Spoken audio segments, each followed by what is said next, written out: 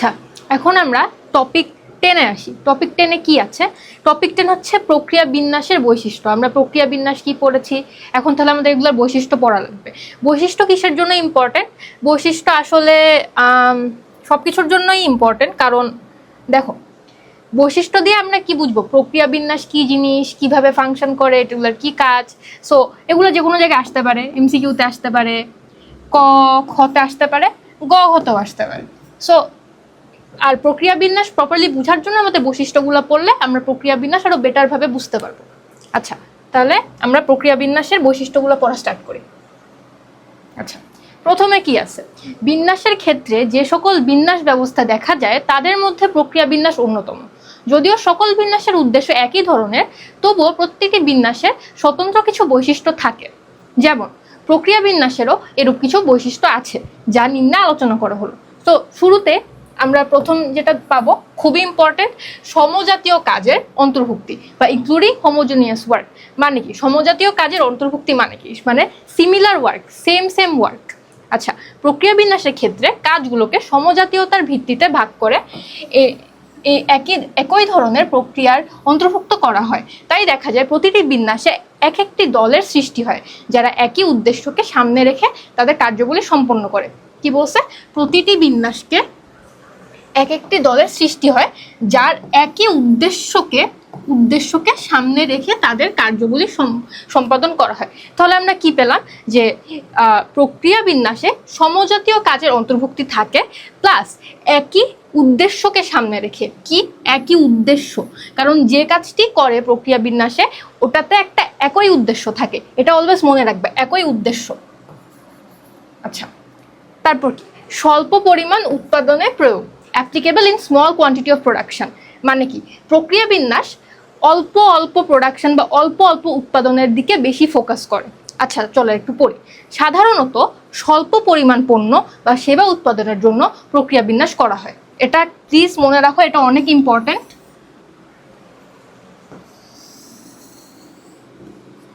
যে সকল ক্ষেত্রে অনিয়মিতভাবে স্বল্প পরিমাণে বিভিন্ন প্রকার পণ্য বা সেবা উৎপাদন করা হয়, সে সকল ক্ষেত্রে বিন্যাসটিকে অধিক কার্যকর বলে বিবেচিত হয়। অনিয়মিতভাবে স্বল্প পরিমাণে বিভিন্ন প্রকার পণ্য বা সেবা উৎপাদন করা হয়। আচ্ছা, এগুলা কিন্তু মনে রাখবা প্লিজ, এগুলা অনেক ইম্পর্টেন্ট জিনিস, এগুলো অনেক ইম্পর্টেন্ট পয়েন্ট। এগুলা নোট ডাউন করে রাখো, নিজেদের নোটস বানানো অনেক ইম্পর্টেন্ট। যেগুলো আন্ডারলাইন করে দেই বা যেগুলো স্টার মার্ক করে দেই বা যেগুলা বারবার বলি যে ঠিকমতো ফোকাস করো, ওগুলো তোমরা একটু প্লিজ নিজেরা নোট করে রাখো। নিজেরা নোট করে রাখলে কি হবে, যে তোমরা যখন লিখতে যাবা বা পড়তে যাবা, তখন তোমরা নিজেই রিকগনাইজ করতে পারবা যে আমি তো এটা পড়ছিলাম, আমি তো এটা লিখছিলাম, তাহলে আমি আরো বেটারভাবে মেমোরাইজ করতে পারবো। সো এই ছোট ছোট জিনিসগুলো একটু লিখে রাখো, এগুলো তোমাদের জন্য ইজি হবে। প্লাস এক্সামের আগের দিন সকালে বা রাতে যখন রিভিশন দিতে যাও, তখনও তোমার জন্য সবকিছু রিকল করে ইজি হবে।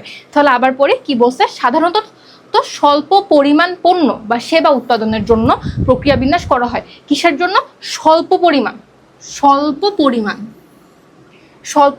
পণ্য বা সেবা উৎপাদনের জন্য প্রক্রিয়া বিন্যাস করা হয়। যে সকল ক্ষেত্রে অনিয়মিতভাবে স্বল্প পরিমাণে বিভিন্ন প্রকার পণ্য বা সেবা উৎপাদন করা হয়, সে সকল ক্ষেত্রে বিন্যাসটিকে অধিক কার্যকর বলে বিবেচিত হয়। আচ্ছা, তারপর একটা কি দেখি? বিভিন্ন প্রকার পণ্য উৎপাদন, producing various types of product. আচ্ছা, কি বলছে দেখি? প্রক্রিয়া বিন্যাসের আরেকটি বৈশিষ্ট্য হলো কোনো একটি পণ্য উৎপাদনে এই বিন্যাসটি ব্যবহৃত না হয়ে বিভিন্ন প্রকার পণ্য উৎপাদনে এটি ব্যবহৃত হয়। দেখো কি বলছে? কোনো একটি পণ্য উৎপাদনে এই বিন্যাসটি ব্যবহৃত না হয় বিভিন্ন প্রকার পণ্য উৎপাদনে এটি ব্যবহৃত হয়। কিসে? বিভিন্ন প্রকার পণ্য উৎপাদনে ব্যবহৃত হয়। মনে রাখবা প্লিজ, বিভিন্ন প্রকার উৎপাদন। যেমন একটি বিন্যাসের মাধ্যমে কলম উৎপাদন করা হলো, উক্ত বিন্যাসের মাধ্যমে আবার পেন্সিল উৎপাদন করা হলো। আচ্ছা, আমরা সবাই কম বেশি ম্যাটাডোর জানি, রাইট? ছোটবেলা থেকে ম্যাটাডোরের pencil, pen, eraser, ball point pen, marker সবই ইউজ করছি। দেখো, এখন পেন্সিল, পেন, মার্কার এগুলা কিন্তু একই জিনিসে কাজ করে। কিসে? একই জিনিসে কাজ করে। উদ্দেশ্যটা কি? একই জিনিসে কাজ করা মানে লেখালেখি, রাইট?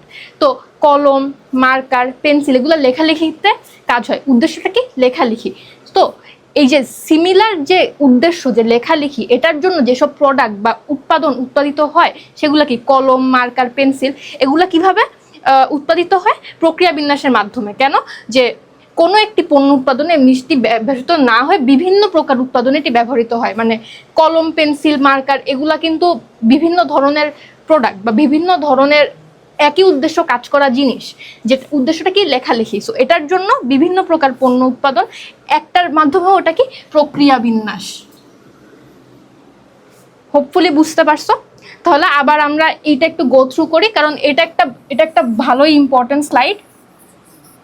তোমরা এটা ঠিক মতো মুখস্থ করবা, মেমোরাইজ করবা, নোট ডাউন করবা। তাহলে আমরা কি কি মার্ক করছি আমরা পড়ি। প্রথমত কি, প্রতিটি বিন্যাস একই দলের সৃষ্টি হয় যার একই উদ্দেশ্যকে সামনে রেখে তাদের কার্যগুলি সম্পাদন হয়। প্রথমত কি, উদ্দেশ্য একই থাকা লাগবে। দ্বিতীয়ত কি, সমজাতীয়তার ভিত্তিতে ভাগ করে, এটা দ্বিতীয় পয়েন্ট। থার্ড পয়েন্ট কি, স্বল্প পরিমাণ পণ্য বা সেবা উৎপাদনের জন্য, এটা থার্ড পয়েন্ট। আর অনিয়মিতভাবে স্বল্প পরিমাণে বিভিন্ন প্রকার পণ্য, এটা ফোর্থ পয়েন্ট। সে সকল ক্ষেত্রে বিন্যাসটিকে অধিক কার্যকর বলে বিবেচিত হয়। আর একটা কি, বিভিন্ন প্রকার পণ্য উৎপাদনে, এটা হচ্ছে ফিফথ পয়েন্ট। আমি নাম্বার দিয়ে মার্ক করে দিই যাতে তোমাদের সুবিধা হয়। প্লিজ এগুলো একটু নোট ডাউন করো। প্রথমত কি, প্রতিটি বিন্যাসে প্রথমত যে সমজাতীয়তার ভিত্তিতে ভাগ করে, এটা এক নাম্বার পয়েন্ট। দ্বিতীয় পয়েন্ট কি, প্রতিটি বিন্যাসকে একই দলের সৃষ্টি হয় যার একই উদ্দেশ্যকে সামনে রেখে, একই উদ্দেশ্য, এটা হচ্ছে 2 নাম্বার পয়েন্ট। আচ্ছা, আমি কি একটু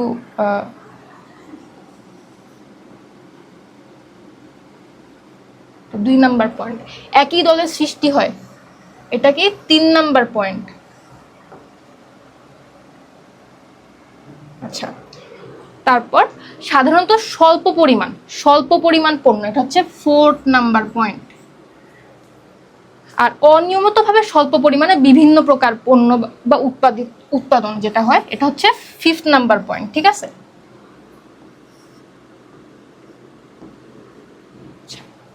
আর একটা কি হচ্ছে, বিভিন্ন প্রকার পণ্য উৎপাদনে এটি ব্যবহৃত হয়, এটা হচ্ছে 6 নাম্বার পয়েন্ট।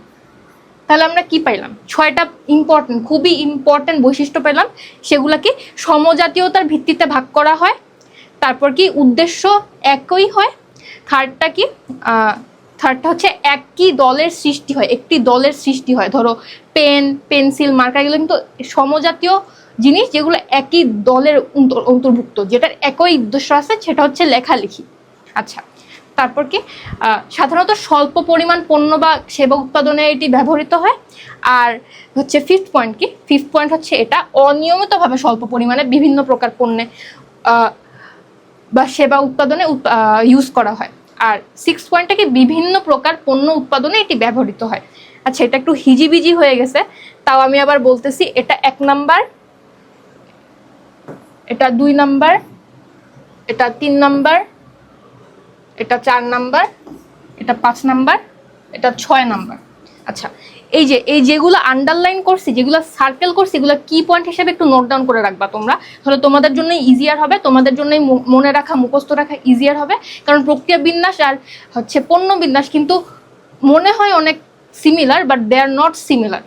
সো এই দুইটা অ্যাটলিস্ট আলাদা করে যাতে তোমরা পয়েন্ট আউট করতে পারো উদ্দীপকের মধ্যে, এই কারণে তোমাদের বৈশিষ্ট্যগুলো একটু প্রপারলি মনে রাখা লাগবে। আগে আমরা বুঝে আসছি এই জিনিসটা কি, কিন্তু আমার আইডেন্টিফাই করার জন্য কোনটা প্রক্রিয়া বিন্যাস আর কোনটা পণ্য বিন্যাস, আমাদের এগুলা কি পয়েন্টগুলো মনে রাখা লাগবে। নাহলে আমাদের জন্য অনেক কঠিন হয়ে যাবে আইডেন্টিফাই করা কোনটা প্রক্রিয়া বিন্যাস আর কোনটা পণ্য বিন্যাস। অন্য যে বিন্যাসের ধরন আছে ওগুলা আইডেন্টিফাই করা ইজি, কিন্তু প্রক্রিয়া বিন্যাস আর পণ্য বিন্যাসের মধ্যে একটু কনফিউশন ক্রিয়েট হয়। এই কারণে কি পয়েন্টগুলো একটু মনে রাখা ভালো। প্লিজ এগুলো একটু নোট ডাউন করে নাও, তাহলে তোমাদের জন্য ইজিয়ার হবে। আচ্ছা, ঠিক আছে, তোমরা পজ করেও নোট ডাউন করতে পারবা। আমি নেক্সট স্লাইডে যাচ্ছি তাহলে।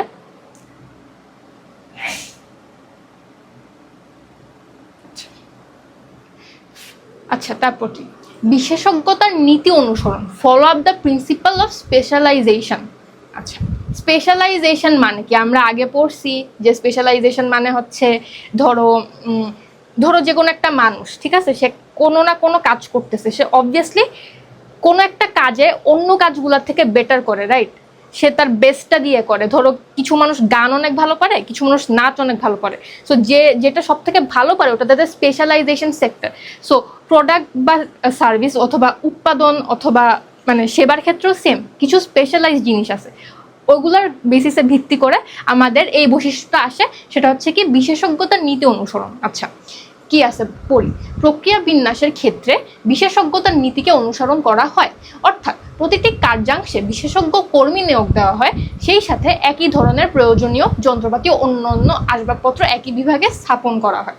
মানে খুবই ইজিলি বোঝা গেছে কি বলছে, যে প্রক্রিয়া বিন্যাসের ক্ষেত্রে বিশেষজ্ঞতার নীতিকে অনুসরণ করা হয়, অর্থাৎ প্রতিটি কার্যাংশে বিশেষজ্ঞ কর্মী নিয়োগ দেওয়া হয়, সেই সাথে একই ধরনের কি বলছে একই ধরনের প্রয়োজনীয় যন্ত্রপাতি অন্যান্য আসবাবপত্র একই বিভাগে স্থাপন করা হয়। এটা খুবই ইজি, এটা বুঝাও খুব ইজি যে প্রক্রিয়া বিন্যাসের জন্য আমরা হচ্ছে বিশেষজ্ঞ নীতি অনুসরণ করি। বিশেষজ্ঞ নীতি অনুসরণ করতে গেলে আমাদের কি করা লাগবে, প্রথমত হচ্ছে যেসব কর্মী নিয়োগ দেওয়া হয় তা ওই বিশেষজ্ঞ কর্মীদেরই নিয়োগ দেওয়া হয়, যে যে কাজে বেস্ট তাকে ওই কাজে দেওয়া হয়। আর একই ধরনের প্রয়োজনীয় যন্ত্রপাতি অন্যান্য আসবাবপত্র একই বিভাগে স্থাপন করা হয়। আচ্ছা তারপরে পয়েন্ট কি, যে সেবাধর্মী প্রতিষ্ঠানের ব্যবহার, application in the field of service sector. মানে সার্ভিস সেক্টরের প্রক্রিয়া বিন্যাসের ধরন কি এটা পড়বো আমরা। বর্তমানে বিভিন্ন সেবাধর্মী প্রতিষ্ঠানে ব্যাপক আকারে প্রক্রিয়া বিন্যাসটি ব্যবহার করা হচ্ছে।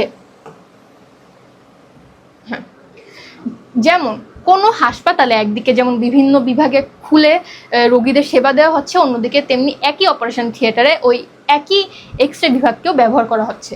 মানে এখানে কি বুঝাইছে, ধরো হসপিটালের এক্সাম্পল দিছে, তো ধরো কারোর অর্থোপেডিক্স মানে হাড্ডি রিলেটেড বা বোন রিলেটেড যেসব সমস্যা, সে হচ্ছে তার ডাক্তারের কাছে গেল, সে যে চেম্বারে তাই সে ডাক্তার দেখাবে সেই চেম্বারে আবার এক্স রে করার মেশিন অথবা অর্থোপেডিক্স রিলেটেড যেসব মেশিনারি বা যন্ত্রপাতি আছে ওগুলো ওই চেম্বারের কাছে নিকট কোনো জায়গায় হচ্ছে প্লেস করা থাকবে, যাতে it's easier for the doctor and the patient to operate.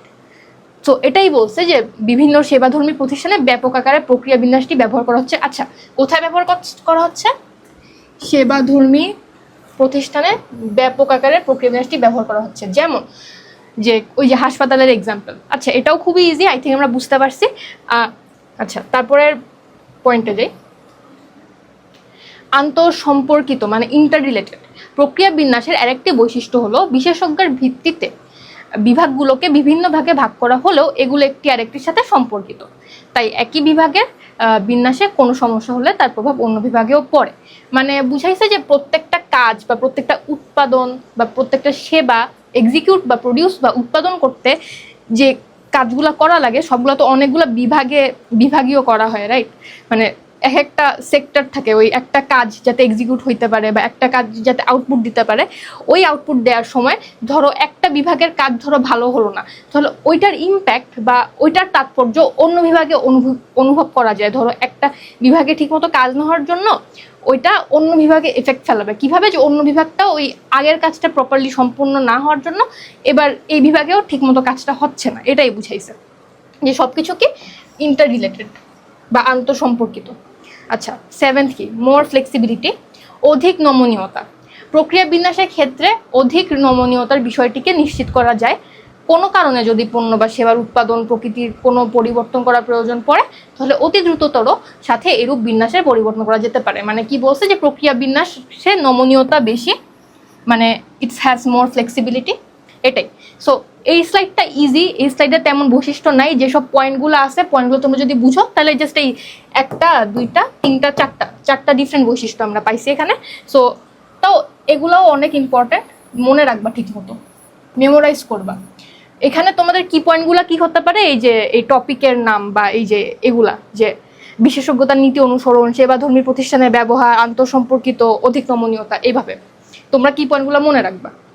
যখন যাতে উদ্দীপকে যখন তোমাকে কোয়েশ্চেন করবে এটা প্রক্রিয়া বিন্যাসের কোন বৈশিষ্ট্য, যাতে তুমি ঠিকমতো লিখে দিতে পারো, টু দি পয়েন্ট আনসার দেওয়া লাগবে, তাহলে তুমি তোমার মার্কস ইজিলি এনশোর করতে পারবে। তুমি যদি টিচারকে প্রথমেই দেখা দাও যে এই বৈশিষ্ট্যটাকে নিয়ে বসতে, তাহলে টিচারের আলাদা করে ফাইন্ড আউট করতে যাওয়া লাগবে না যে তুমি কি বুঝাইছো, তখন সে তোমাকে ইজিলি নাম্বার দিয়ে দিবে। আর বাকিটুকু তুমি কিভাবে লিখো বা এক্সপ্লেন করো ওটার উপর ডিপেন্ড করে।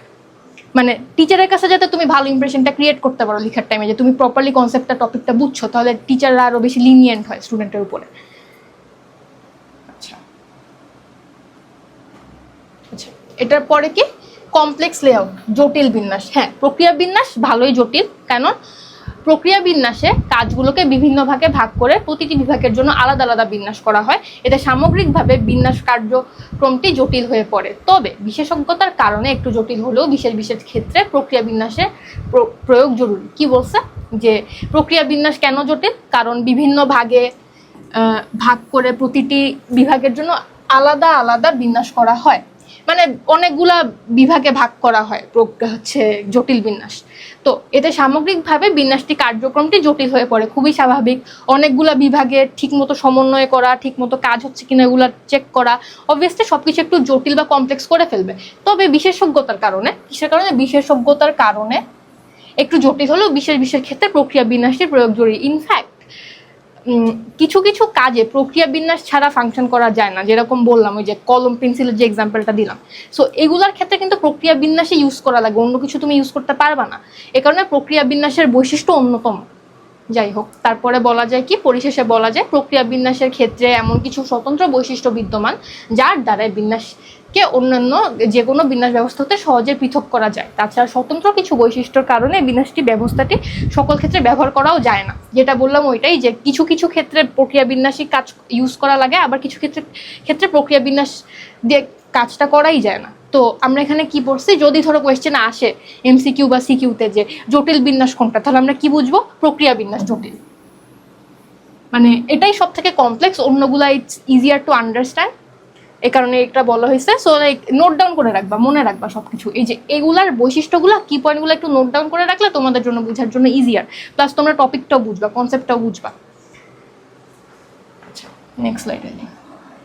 হ্যাঁ আচ্ছা, এই যে আমরা টপিক 11-এ চলে আসছি, প্রক্রিয়া বিন্যাসের সুবিধা। ইজি জিনিস, এগুলা ইউজুয়ালি গ ঘতে আসে, ভালোই আসে গ ঘতে। যে প্রক্রিয়া, ধরো একটা তোমাকে উদ্দীপক দিল, তোমার প্রথমে ফাইন্ড আউট করা লাগলো যেটা প্রক্রিয়া বিন্যাস নাকি পণ্য বিন্যাস নাকি স্থির বিন্যাস, মানে স্থির অবস্থান বিন্যাস।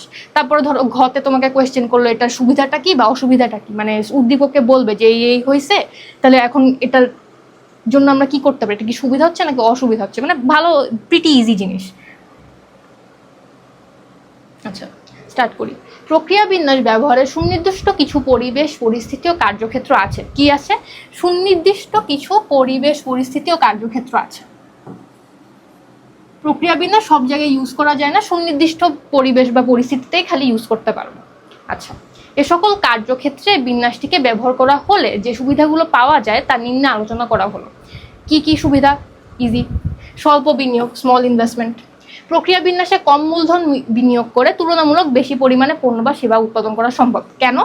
দেখো, আমরা কি বলছি, সমজাতীয় প্রোডাক্ট বা সমজাতীয় উৎপাদন আমরা হচ্ছে একইভাবে প্রডিউস বা উৎপাদন করতে পারবো যদি আমরা একই মেশিন দিয়ে বা একই কার্যক্ষেত্র বা একই সিস্টেম বা প্ল্যান ফলো করে যদি 3-4 ধরনের প্রোডাক্ট যেটার একই উদ্দেশ্য আছে ওটা প্রডিউস করতে পারি, তাহলে কিন্তু আমাদের কস্ট কমতেছে। প্লাস আমরা যখন কাস্টমারদের কাছে বা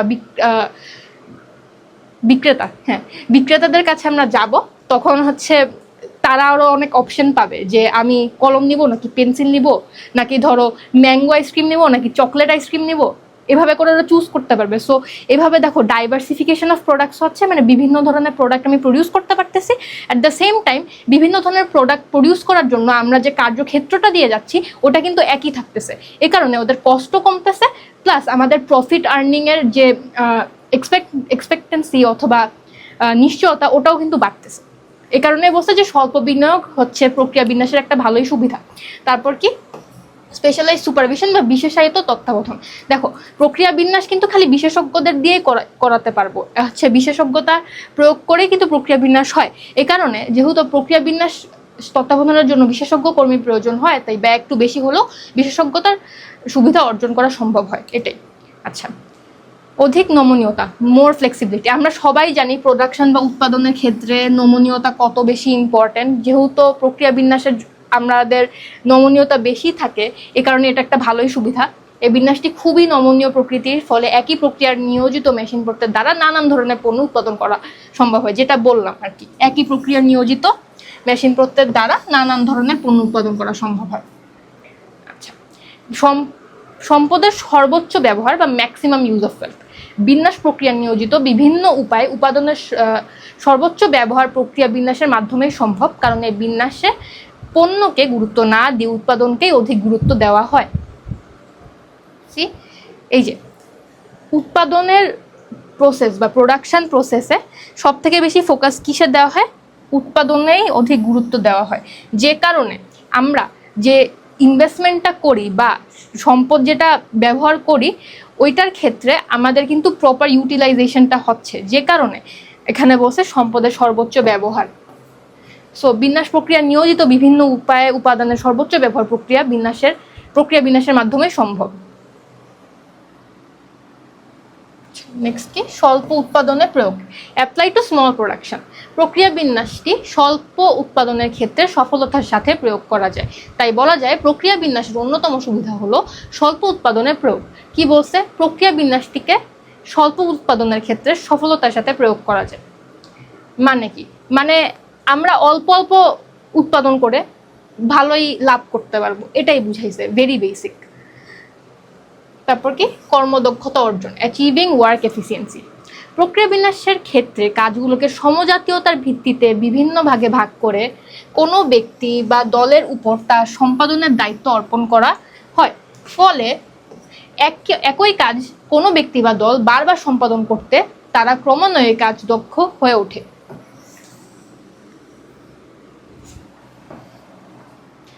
দেখো, প্রথমত আমরা কি বুঝছি যে প্রক্রিয়া বিন্যাস অলওয়েজ একটা সিমিলার প্রসেস ফলো করে, যে উৎপাদনই করা হোক না কেন ওটা ধরো মানে একই উদ্দেশ্য নেওয়া যেসব প্রোডাক্ট বা পণ্য ওগুলা একইভাবে হচ্ছে উৎপাদিত করা হয় বা প্রোডাকশন করা হয়, যে কারণে হচ্ছে যারা এগুলা প্রডিউস করে বা উৎপাদন করে ওরাও কিন্তু একই মানুষ।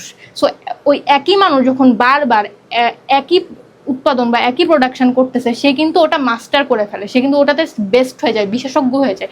এই কারণে বলছে যে অ্যাচিভিং ওয়ার্ক এফিসিয়েন্সি বা কর্মদক্ষতা অর্জন। আচ্ছা, পরিশেষে বলা যায় প্রক্রিয়া বিন্যাস ব্যবস্থাটির মধ্যে উপরোক্ত সুবিধাগুলো বিদ্যমান থাকে।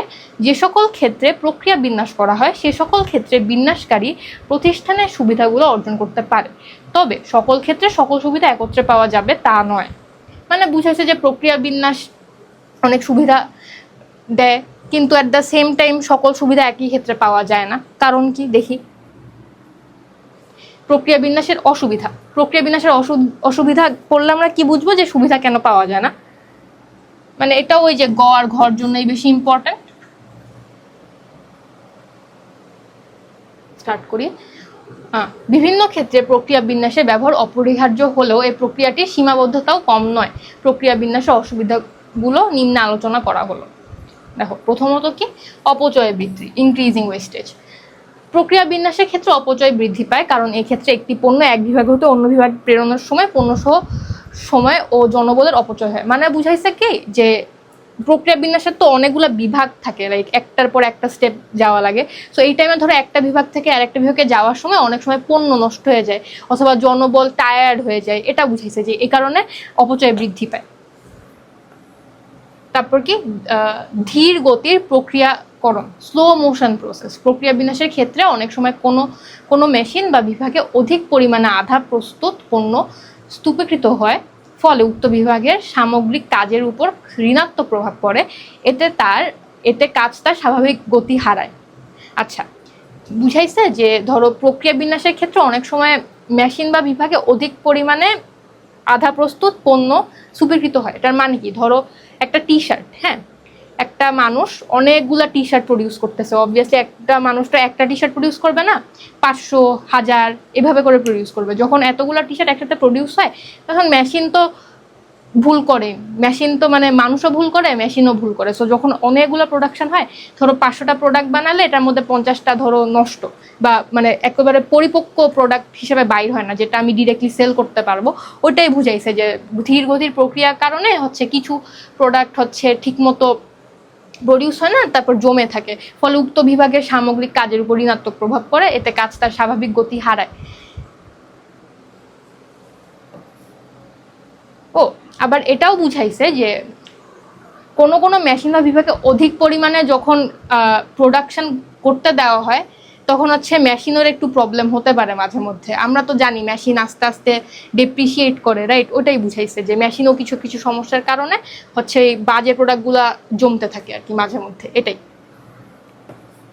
তারপর স্থান সংকট, শর্টেজ অফ প্লেস। প্রক্রিয়া বিন্যাসের ক্ষেত্রে প্রচুর পরিমাণে স্থানের প্রয়োজন হয়। কেন? ওই যে বিভিন্ন বিভাগের কারণে। আচ্ছা, এটা একটা পয়েন্ট, এটা একটু নোট ডাউন করবা। যেগুলো আন্ডারলাইন করি ওগুলো নোট ডাউন করবা, তাহলে তোমাদের জন্য পরে বোঝার জন্য ইজিয়ার হবে। ধরো একবার যদি তুমি স্লাইডসগুলো দেখো, তারপর যদি নিজের নোট থেকেই পড়ো, তোমার হচ্ছে বারবার স্লাইডটাও পড়া লাগতেছে না। আচ্ছা, তাই কোনো প্রতিষ্ঠান যদি স্থানের অভাব থাকে তাহলে এই রূপ বিন্যাস ব্যবস্থাটি প্রয়োগ করা যায় না। ওকে। তারপর অধিক তত্ত্বাবধান ব্যয়, মোর সুপারভিশন কস্ট। এই বিন্যাসে বিভাগের সংখ্যা বৃদ্ধি পাওয়ার তত্ত্বাবধায়কগণের তত্ত্বাবধান পরিসর মারাত্মকভাবে বৃদ্ধি পায়, তাই একাধিক তত্ত্বাবধায়ক নিয়োগের ফলে সংক্রান্ত ব্যয় বৃদ্ধি পায়। মানে ওই যে অনেক বেশি তত্ত্বাবধান করা লাগে, আমরা আগেও পড়ছি, ওই তত্ত্বাবধায়কদের রাখার জন্য হচ্ছে কস্ট বা হচ্ছে এক্সপেন্স বা ব্যয় বেড়ে যায় আর কি, এটাই বুঝাইছে।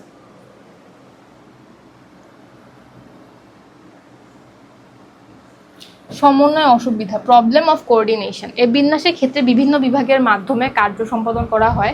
তাছাড়া বিভিন্ন কার্যের মধ্যে বৈচিত্র্যতা থাকে বিধায় তাদের মধ্যে সমন্বয় সাধন করা কঠিন হয়ে পড়ে। মানে অনেকগুলো বিভাগ থাকে তো সবসময় সমন্বয়টা ক্রিয়েট করাই হচ্ছে ডিফিকাল্ট হয়ে যায়, এটাই। তারপর জটিল নিয়ন্ত্রণ ব্যবস্থা, কমপ্লেক্স কন্ট্রোলিং সিস্টেম। আমরা জানি প্রক্রিয়া বিন্যাস অনেক জটিল, সো এটার নিয়ন্ত্রণ ব্যবস্থাও অবভিয়াসলি জটিলই হবে। সমন্বয়ের ন্যায় প্রক্রিয়া বিন্যাসে নিয়ন্ত্রণ ব্যবস্থাতেও জটিলতার সৃষ্টি হয়, কারণ একই সাথে বিভিন্ন বিভাগের কার্যাবলীকে সঠিকভাবে নিয়ন্ত্রণ করা কোনো একক ব্যক্তির পক্ষে সম্ভব নয়। অবভিয়াসলি মানে খুবই কমন সেন্স এটা, যে জটিল নিয়ন্ত্রণ ব্যবস্থা প্রক্রিয়া বিন্যাসের, আমরা এটাই পড়ছি এতক্ষণ। আচ্ছা, পরিশেষে বলা যায় বিশেষ বিশেষ ক্ষেত্রে প্রক্রিয়া বিন্যাসের বেশ কিছু সুবিধা অর্জন করা সম্ভব হলেও এই বিন্যাস ব্যবস্থায় উপরোক্ত অসুবিধাগুলো পরিলক্ষিত হয়। আচ্ছা, নেক্সটটাই যাই। তাই টপিক 13, পণ্য বিন্যাসের ধারণা। পণ্য বিন্যাস অনেক সোজা, প্রক্রিয়া বিন্যাস জটিল ছিল, পণ্য বিন্যাস বুঝে অনেক সোজা, তোমাদের কোনো প্রবলেম হবে না। কিন্তু যেহেতু এটার কনসেপ্ট, এটা এক মিনিট, এটা যেহেতু কনসেপ্ট এমসিকিউ ক খ তে ভালো ইম্পর্টেন্ট, গ ঘতেও ভালো ইম্পর্টেন্ট, মাঝে মধ্যে দিতেই পারে।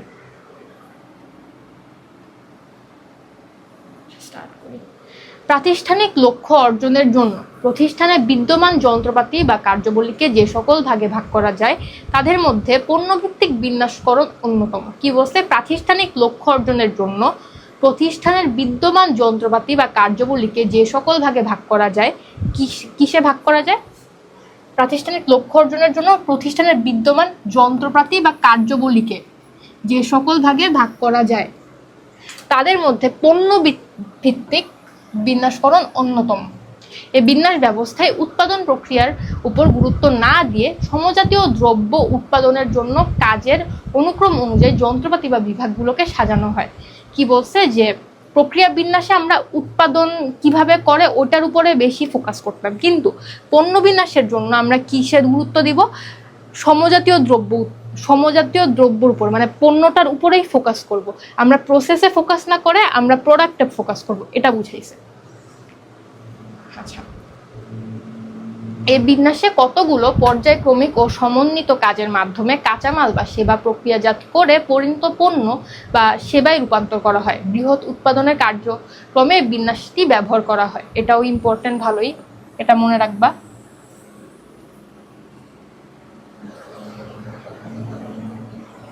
কি এই বিন্যাসে কতগুলো পর্যায়ক্রমিক ও সমন্বিত কাজের মাধ্যমে কাঁচামাল বা সেবা প্রক্রিয়াজাত করে পরিণত পণ্য বা সেবায় রূপান্তর করা হয়। মানে কি? যে কাঁচামাল বা সেবা প্রক্রিয়াজাত বা প্রোডাক্টিফাই করে পরিণত পণ্য মানে প্রডিউস প্রোডাক্ট বা সেবা মানে সার্ভিসে রূপান্তরিত করা হয়। বৃহৎ উৎপাদন কার্যক্রমে এই বিন্যাসটি ব্যবহার করা হয়। প্রক্রিয়া বিন্যাস কিন্তু স্বল্প পরিমাণে বা স্বল্প উৎপাদনের জন্য ইউজ করা হতো। এটা কিসের জন্য হয়? পণ্য বিন্যাস বৃহৎ উৎপাদনের জন্য হয়। সাধারণভাবে বলা যায় যে বিন্যাসে কার্যকেন্দ্র বা বিভাগগুলোকে একটি রেখার পথে স্থাপন করা হয় তাকে পণ্য বিন্যাস বলে। এটাই এটার মূল কনসেপ্ট, এটা মনে রাখবা।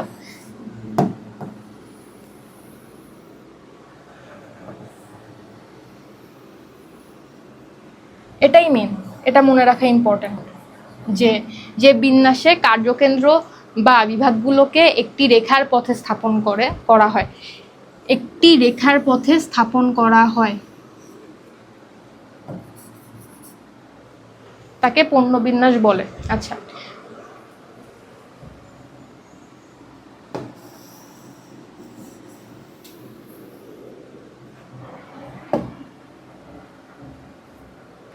ব্যাপকভাবে বলা যায় সমজাতীয় পণ্য উৎপাদনের জন্য কাজের পর্যায়ক্রম অনুযায়ী বিভিন্ন বিভাগ, মেশিন, উপকরণ ইত্যাদি সুসজ্জিত করাকে পণ্য বিন্যাস বলে। মানে কনসেপ্টটা মনে রাখার জন্য এগুলাও নোট ডাউন করতে পারো, মানে তোমার সিকিউ লেখার সময় তখন তোমাদের ইজি হবে আর কি। মানে এগুলাই তোমরা সিকিউতে লিখে আসতে পারবা জাস্ট ইন কেস, লাইন বানানোর জন্য আর কি। আচ্ছা, পণ্য বিন্যাস সম্পর্কে লিজে ক্রাজেস্কি এবং ল্যারি পি রিজম্যান বলেছেন, product layout is a layout in which work stations or departments arrange in a linear path. মানে লিনিয়ার পাতে অ্যারেঞ্জ করা হয় এই পণ্য বিন্যাসটাকে। মানে এটার মানে কি, ওই যে সরল রৈখিক বা একটি রেখার স্থাপন করা হয়। অর্থাৎ পণ্য বিন্যাস হলো এমন একটি বিন্যাস যার মাধ্যমে কার্যক্ষেত্রগুলো বা বিভাগগুলো সরল রেখা বরাবর সাজানো হয়। কি রেখা? সরল রেখা। এটা মনে রাখবে, এটা ইম্পর্টেন্ট, সরল রেখা। তাহলে পণ্য বিন্যাসের কথা যদি আমাদের মাথায় আসে, আমরা কি বুঝবো? সরল রেখার বিন্যাস বা সরল রেখা বরাবরে সাজানো হয়। আচ্ছা, আমরা এই যে কিছুক্ষণ আগেও মানে কিছু টপিক আগে আমরা এটা পড়ছি যে কাঁচামাল থাকে কার্যক্ষেত্র 1, 2, 3, 4, তারপর উৎপাদিত পণ্য, মানে সরল রেখা হিসেবে যাচ্ছে একটার পর একটা, মানে একটাই সিস্টেম একটার পর একটা যাচ্ছে। এটাই পণ্য বিন্যাসের ধারণা, যে সরল রেখার মধ্যে দিয়ে এটা যায়। আচ্ছা, চিত্রে সরল রেখা বরাবর কার্যক্ষেত্রকে বা বিভাগকে বিন্যাস করা হয়েছে। এই বিন্যাসে কাজের পর্যায়ক্রমের সাথে সঙ্গতি রেখে যন্ত্রপাতি এবং সেবাসমূহ আয়োজন করা হয়। আচ্ছা, এই বিন্যাসে কাজের পর্যায়ক্রমের সাথে, কিসের সাথে? কাজের পর্যায়ক্রমের সাথে সঙ্গতি রেখে যন্ত্রপাতি এবং সেবাসমূহ আয়োজন করা হয়। যেমন বয়ন শিল্প, চিনি শিল্প, ইস্পাত শিল্প ইত্যাদি। পণ্য বিন্যাসে সাধারণত সরল রৈখিক আকার অনুসরণ করা হয়। বারবার বলতেছি সরল রৈখিক ফর পণ্য বিন্যাস। তবে প্রয়োজন অনুযায়ী এই বিন্যাসটিকে LOS অথবা ইউ আকৃতিও হতে পারে। মানে সরল রেখা যদি না করা যায়, ধরো কোনো কারণে সরল রেখার পদ্ধতিতে এটা যাচ্ছে না, তখন আমরা কি করব? LOS অথবা ইউ আকৃতিরও হতে পারে। তাহলে একটা কি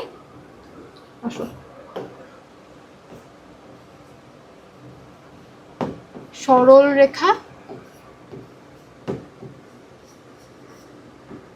যদি না হয় তাহলে LOS ইউ আকৃতি।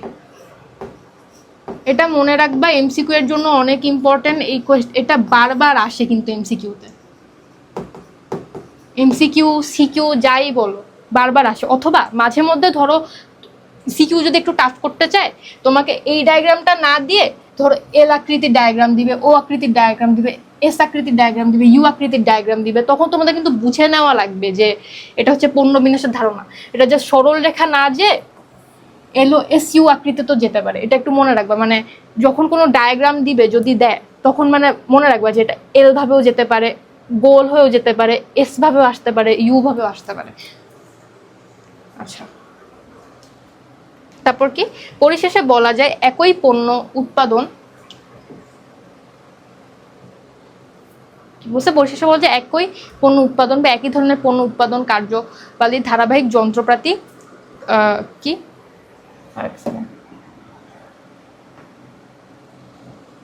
করা হলে তাকে পণ্য বা দ্রব্যভিত্তিক বিন্যাস বলে। পণ্য বা দ্রব্যভিত্তিক, এটাকে পণ্য বা দ্রব্যভিত্তিক বিন্যাস বলে। এরূপ বিন্যাস ব্যবস্থাকে সরল রৈখিক বিন্যাসও বলা হয়। আবার সরল রৈখিক বিন্যাস। আচ্ছা, পণ্য বিন্যাসের বৈশিষ্ট্য, আমরা কনসেপ্টটা পড়ছি, ওখানেই বৈশিষ্ট্য পড়ছি, আবার আমরা একটু ভালো মতো বৈশিষ্ট্যটাকে বুঝবো। ও, এটা হচ্ছে বৈশিষ্ট্য, এই অ্যাজ ইউজুয়াল ক, খ, গ, ঘ, এমসিকিউ 4-5টার জন্য ইম্পর্টেন্ট। আচ্ছা, বিন্যাসের যে সকল পদ্ধতি আছে তাদের মধ্যে পণ্য বিন্যাস অন্যতম। এই বিন্যাসের ক্ষেত্রে প্রক্রিয়াকে গুরুত্ব না দিয়ে পণ্যকে গুরুত্ব দেওয়া হয়। তাই পণ্যের আলোকে বিন্যাসটির পরিকল্পনা ও বাস্তবায়ন করা হয়। আচ্ছা, পণ্য বিন্যাসের বৈশিষ্ট্যগুলো নিম্নে আলোচনা করা হলো। সরল রেখা অনুসরণ করছি, স্ট্রেট লাইন। পণ্য বিন্যাসের ক্ষেত্রে বিন্যাস ব্যবস্থাকে একটি সরল রেখা বরাবর সাজানো হয়, তবে কোনো কোনো ক্ষেত্রে তা এলওএস অথবা ইউ আকৃতিরও হতে পারে।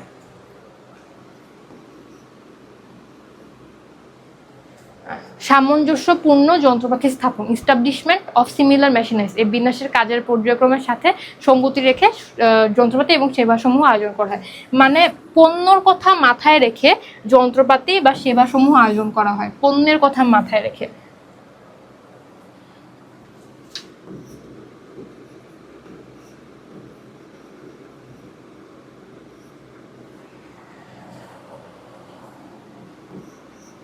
আমার বাংলা হাতের লেখা অনেক বাজে, প্লিজ মাইন্ড করো না তোমরা।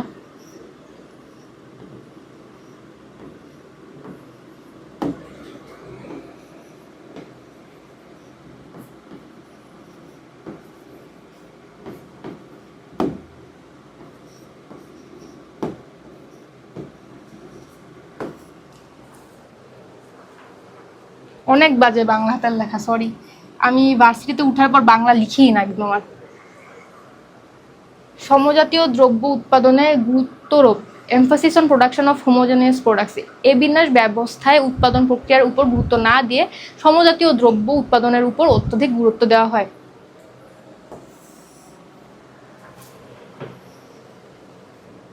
আচ্ছা, তাহলে এটা হচ্ছে পয়েন্ট 1,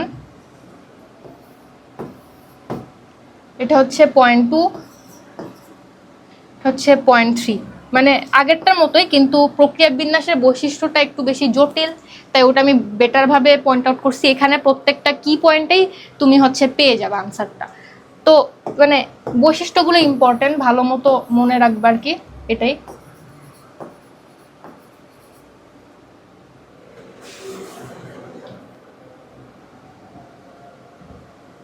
তারপর কি, কার্যক্রমানুসারে বিভাগ স্থাপন, setting department on the basis of work sequence. প্রক্রিয়া বিন্যাসে আমরা কি পড়ছি, বিভাগগুলো আগেই হয়ে যায়, মানে কার্যটা শুরু করার আগে বিভাগগুলো ডিসাইড করা হয়। কিন্তু পণ্য বিন্যাসের ক্ষেত্রে কি, যে পণ্যটা উৎপাদন হবে বা সেবাটা এক্সিকিউট করা হবে ওইটার কথা চিন্তা করে ওয়ার্ক সিকোয়েন্স বা বিভাগ স্থাপন করা হয়। আচ্ছা, পণ্য বিন্যাসে কতগুলো পর্যায়ক্রমিক ও সমন্বিত কাজের মাধ্যমে কাঁচামাল বা সেবা প্রক্রিয়াজাত করে পরিণত পণ্য বা সেবায় রূপান্তর করা হয়। তাই কাজের ধারাবাহিকতা অনুযায়ী বিন্যাস ব্যবস্থা প্রয়োগ করা হয়। কি অনুযায়ী? ধারাবাহিকতা অনুযায়ী।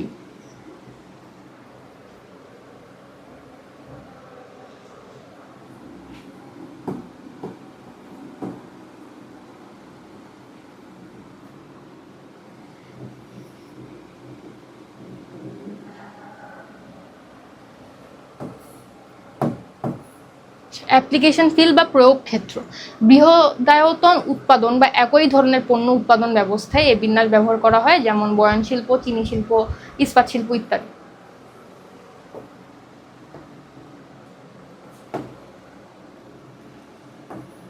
বৃহদায়তন উৎপাদন বা একই ধরনের উৎপাদন মানে অনেক বড় প্রোডাকশন অথবা একই ধরনের প্রোডাকশন।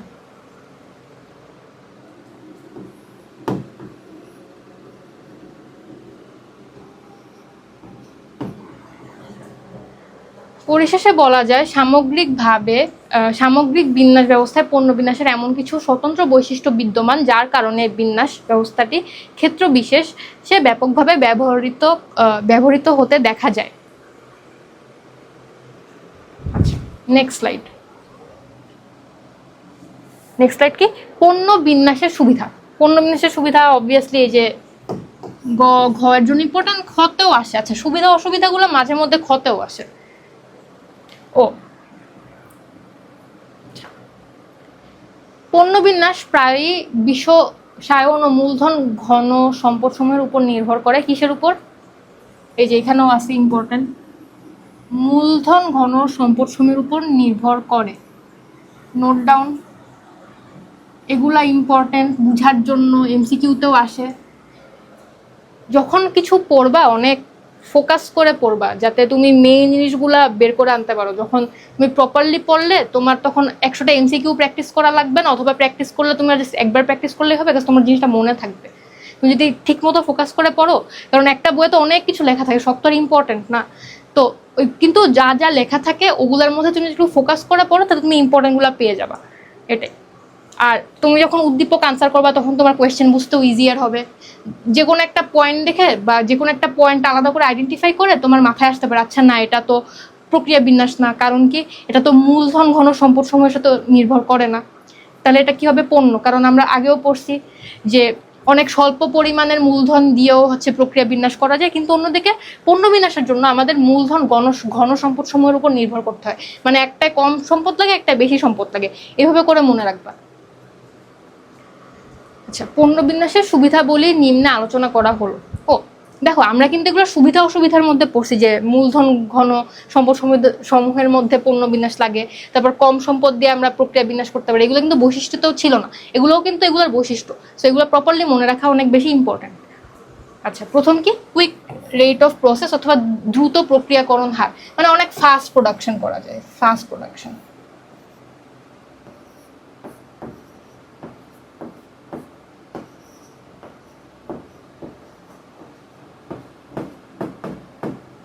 আসলে আমার ইংলিশ হ্যান্ডরাইটিংও খুব একটা ভালো না, কারণ আমি এক্সাম ছাড়া লিখি না অ্যাট দিস পয়েন্ট।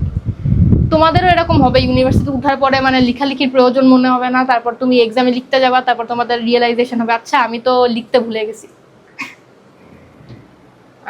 সরি। পণ্য বিন্যাসে একটি মাত্র পণ্য বা একই ধরনের পণ্য তৈরি করা হয়, তাই প্রকৃতিগত কারণে পণ্য বিন্যাসের মাধ্যমে অতি দ্রুত পণ্য উৎপাদন করা সম্ভব। মানে একটা প্রোডাকশানই মানে অনেকগুলো একসাথে করা হয়, বা একই ধরনের পণ্য একসাথে প্রডিউস করা হয়, যে কারণে অনেক ফাস্ট প্রোডাকশন বা উৎপাদনটা হয়। তারপর কি, লেস ইনভেন্টরি বা স্বল্প মজুদ।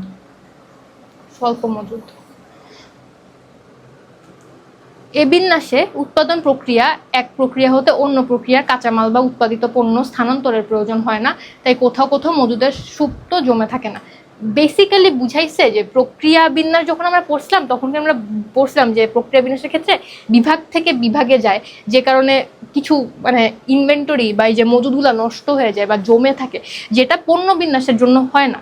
এগুলো অনেকগুলো বিভাগ নেই, একটা সরল রৈখিক রেখার মধ্যে যেটা কার্য স্থাপন করা হয়, যে কারণে স্বল্প মজুদ থাকার কারণে স্থানান্তরের প্রয়োজন হয় না, আর মজুদে সুপ্ত জমে থাকে না। এটাই দেখো, এগুলা কিন্তু ফিচার, হ্যাঁ এগুলোও কিন্তু ফিচার, এগুলোও কিন্তু বৈশিষ্ট্য।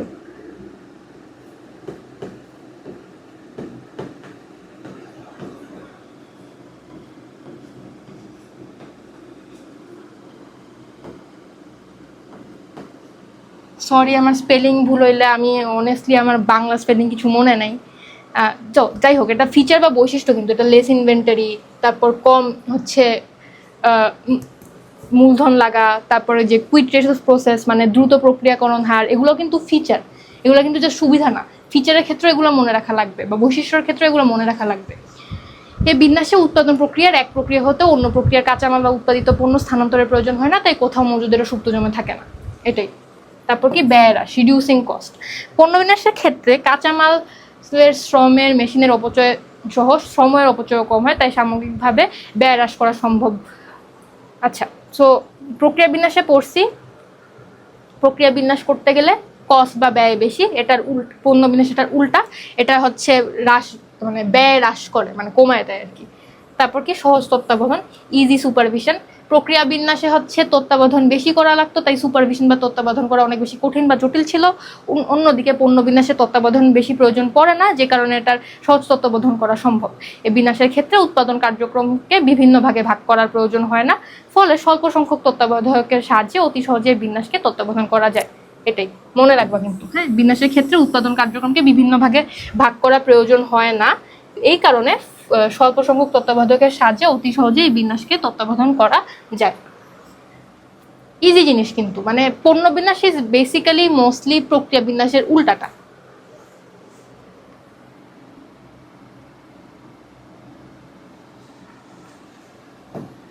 সময় মতো পণ্য সরবরাহ, ডেলিভারি প্রোডাক্ট ইন টাইম। প্রক্রিয়া বিন্যাসের মতো এ বিন্যাস ব্যবস্থায় একটি বিভাগের কার্য দ্বারা অন্য বিভাগ তেমনি প্রভাবিত হয় না, তাই এই বিন্যাসের মাধ্যমে সময় মতো পণ্য সরবরাহ করা সম্ভব। ওই একই জিনিস, যেহেতু বিভাগ থেকে বিভাগে যাওয়া লাগে না, তো তোমার মানে টাইম কম লাগে, তাই হচ্ছে তুমি তাড়াতাড়ি সময় মতো পণ্য সরবরাহ করতে পারবা। এটাও কিন্তু একটা বৈশিষ্ট্য, ঠিক আছে, যে সময় মতো পণ্য সরবরাহ করা, এটাও কিন্তু একটা ফিচার, মনে রাখবা।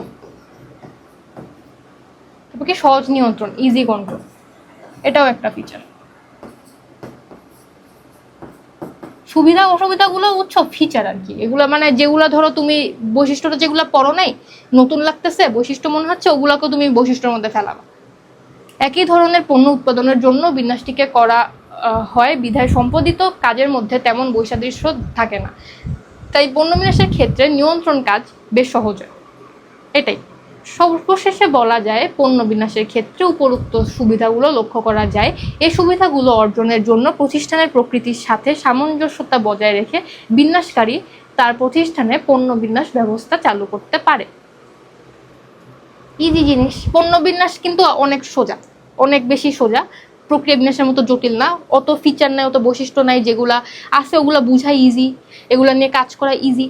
সো পণ্য বিন্যাস থেকে কোয়েশ্চেন আসলে কিন্তু আমরা ইজিলি বুঝতে পারবো, ঠিক আছে। প্রক্রিয়া বিন্যাস আর পণ্য বিন্যাসটা একটু আমরা আলাদা করে বুঝার চেষ্টা করবো, ফিচারগুলো পড়বো, বৈশিষ্ট্যগুলো পড়বো, সুবিধা অসুবিধাগুলো পড়বো। যদি আমরা প্রপারলি পড়ি তাহলে আমরা দুটো ইজিলি আলাদা করে কোয়েশ্চেনের আনসার দিয়ে আসতে পারবো। আর এই টপিকটা কিন্তু যেটা এইচএসসির জন্য যেমন ইম্পর্টেন্ট, অ্যাডমিশনের জন্য তেমন ইম্পর্টেন্ট। সো অ্যাডমিশনের ভালো বেসিক রাখার জন্য এই চ্যাপ্টারটা বোঝা কিন্তু অনেক বেশি ইম্পর্টেন্ট।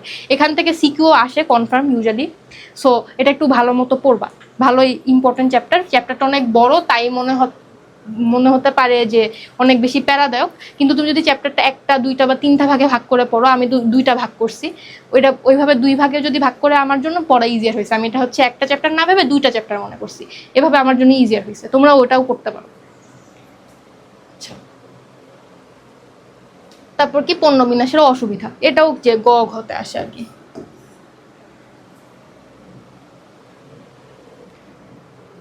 পণ্য বিন্যাসের ক্ষেত্রে কার্যকেন্দ্র বা বিভাগগুলোকে একই সরল রেখায় স্থাপন করা হয়। বিশেষ বিশেষ ক্ষেত্রে পণ্য বিন্যাস ব্যবহার সুবিধাজনক হলেও এই বিন্যাস ব্যবহার বেশ কিছু অসুবিধাও আছে। পণ্য বিন্যাসের এ সকল অসুবিধা নিম্নে আলোচনা করা হলো।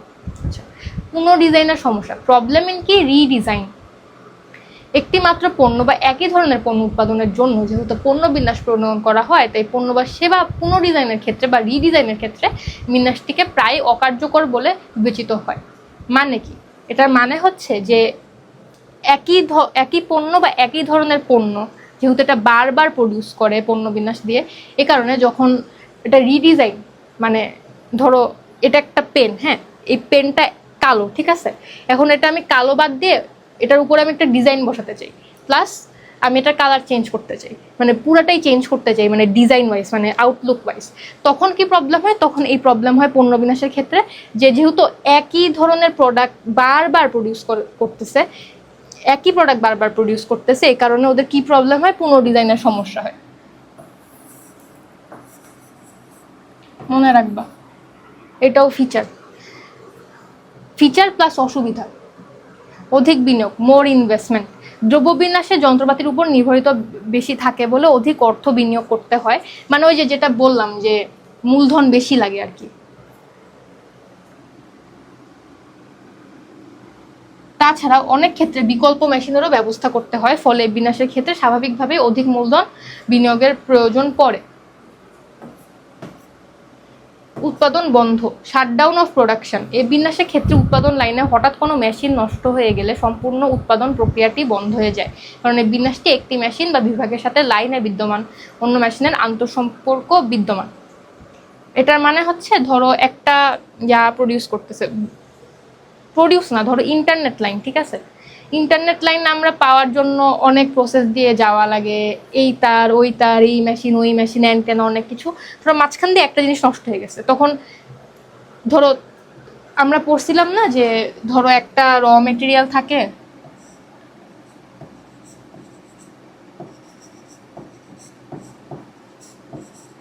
ওখান থেকে আমরা 1 স্টেপ, 2 স্টেপ,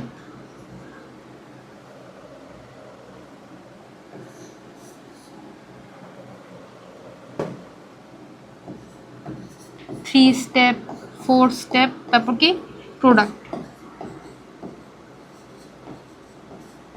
ধরো এই যে এক র মেটেরিয়াল থেকে 1 পর্যন্ত ঠিক মতো গেল, 2 পর্যন্ত ঠিক মতো গেল, 3 কোথায়? 3 যদি না থাকে, 3 যদি নষ্ট হয়ে যায়, তখন হচ্ছে 4-এ কিভাবে যাবে? 4-এ না গেলে এটা প্রোডাক্ট কিভাবে প্রডিউসড হবে বা উৎপাদন কিভাবে হবে? এটাই বুঝাইছে যে যেহেতু একটা সরল রেখার মাধ্যমে যায়, যদি মাঝখানে একটা মেশিন নষ্ট হয়ে যায় বা কোনো কিছু নষ্ট হয়ে যায়, তাহলে একটা স্টেপ থেকে আরেকটা স্টেপে যাওয়ার মাঝখানে যদি লাইনটাই নষ্ট হয়ে যায়, তাহলে কিভাবে উৎপাদন বা সেবাটা উৎপাদিত হবে, রাইট? ওটাই বুঝাইছে।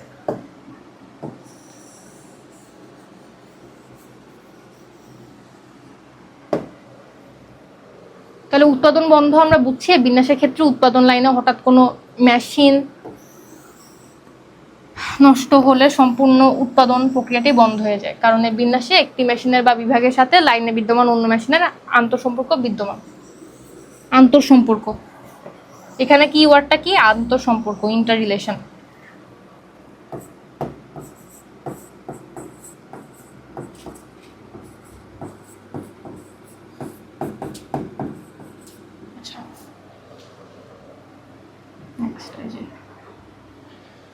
তারপর মেশিনের অকার্যকারিতা, ইনএফেক্টিভনেস অফ মেশিনারিজ।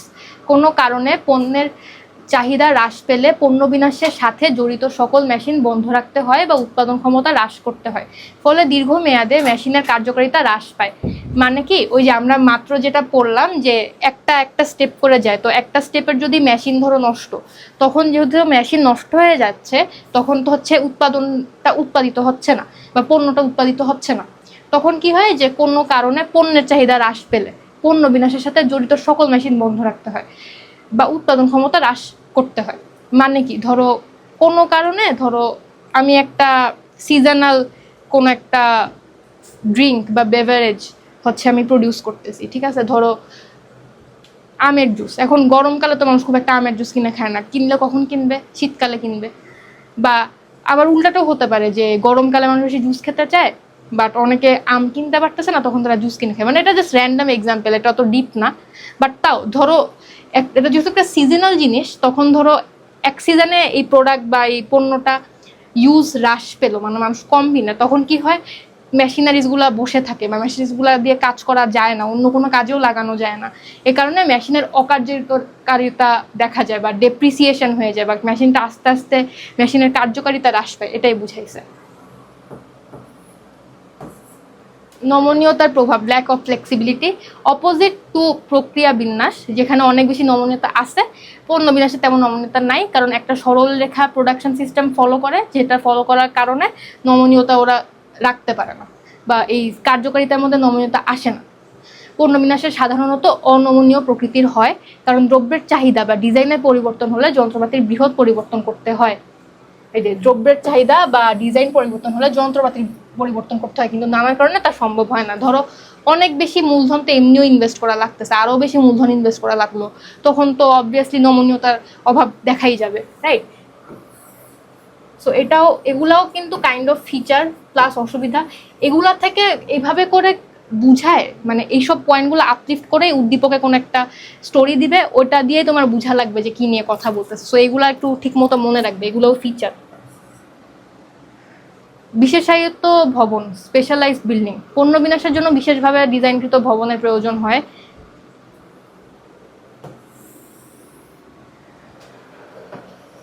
এরূপ ভবনের কোনো কোনো ক্ষেত্রে অত্যন্ত ব্যয়বহুল, আবার বিশেষভাবে তৈরিকৃত এই ভবনগুলো বহুমুখী ব্যবহারযোগ্য থাকে না। আচ্ছা, তাহলে আমরা কি পড়ছি? যে পণ্য বিন্যাসের জন্য অনেক বেশি মূলধন লাগে, একটা ডিজাইন বা একটা সিস্টেম বা একটা সরল রেখার কার্যকরিতা এটা ফলো করে, এটার কারণে এটার জন্য একটা বিশেষায়িত ভবন বা স্থান লাগে।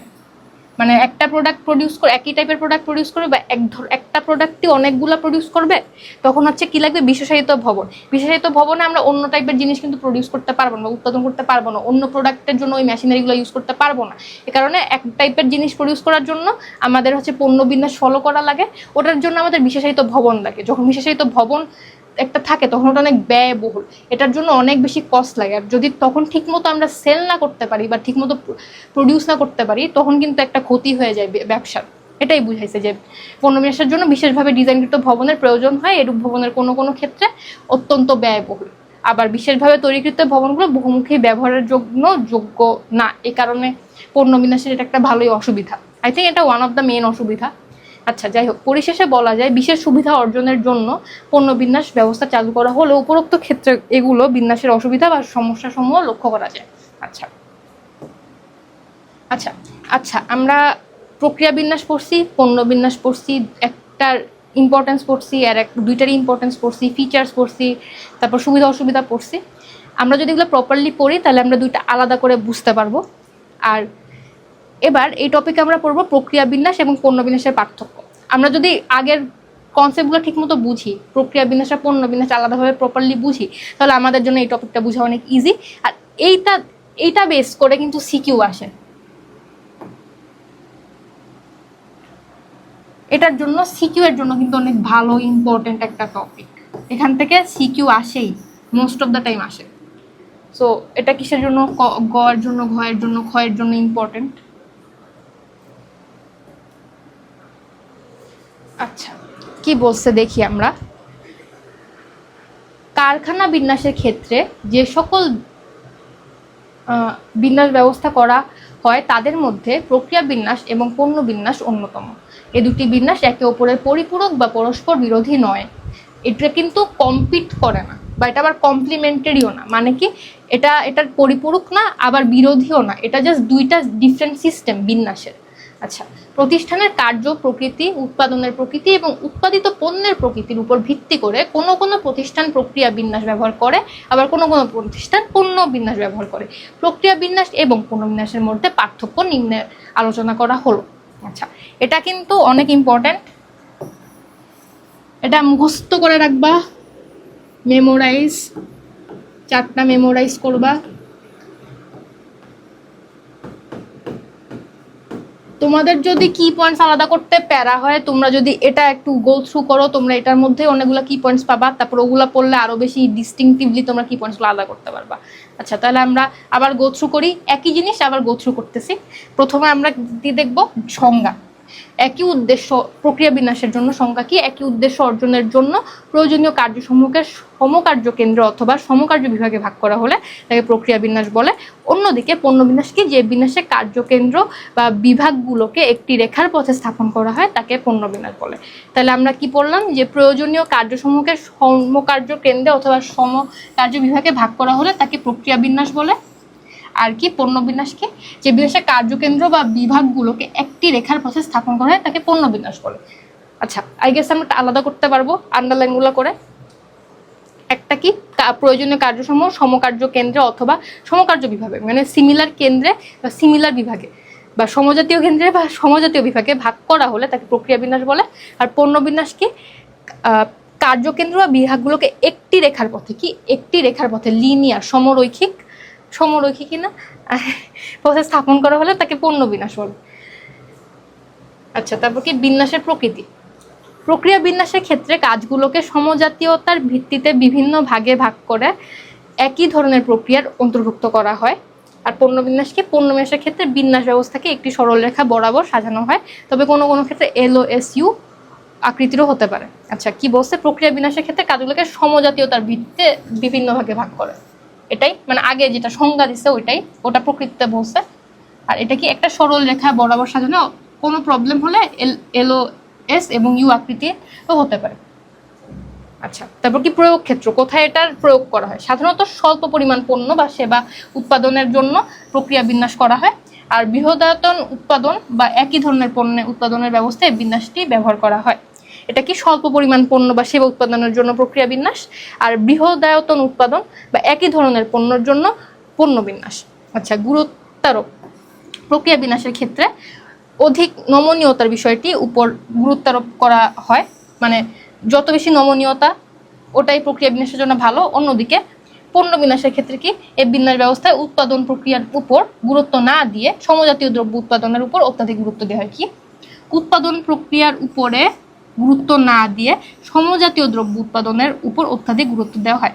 মানে একটা কি, যে নমনীয়তা আছে, মানে উৎপাদন কার্যকারিতার জন্য বা উৎপাদনের জন্য এটার মধ্যে কি আছে, নমনীয়তা আছে, ইজিভাবে প্রডিউস করা যায়। অন্যদিকে পণ্য বিন্যাসের জন্য উৎপাদন প্রক্রিয়ার উপর বেশি গুরুত্ব দেওয়া হয় না, উল্টো দিকে যে উৎপাদন, সমজাতীয় উৎপাদন বা পণ্য যেগুলো প্রডিউস করতেছে ওগুলোর উপর বেশি হচ্ছে গুরুত্ব দেওয়া হয়। তারপর কি, বিভাগীকরণের ভিত্তি। প্রক্রিয়া বিন্যাসের ক্ষেত্রে বিশেষজ্ঞতার ভিত্তিকে বিভাগগুলোকে বিভিন্ন ভাগে ভাগ করা যায়, এটা কি বিশেষজ্ঞতার ভিত্তিতে। আর পণ্য বিন্যাসের ক্ষেত্রে কাজগুলোকে কতগুলো পর্যায়ক্রমিক ও সমন্বিত কাজের মাধ্যমে ভাগ করা যায়।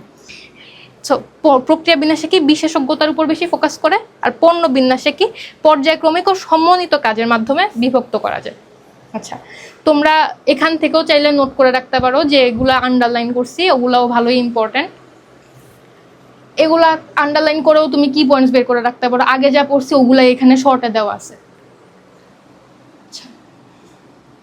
আচ্ছা, তাহলে পরের স্লাইডে যাই। এখান থেকে তোমরা স্ক্রিনশট নিয়ে বা এমনি পজ করে নোট ডাউন করে নিতে পারো, সমস্যা নাই, বা নিজেরাই ধরো বইয়ে দাগায় রাখতে পারো, সমস্যা নাই। আচ্ছা, আর কি, মজুদের পরিমাণ। প্রক্রিয়া বিন্যাসে উৎপাদন, আচ্ছা এখানে একটু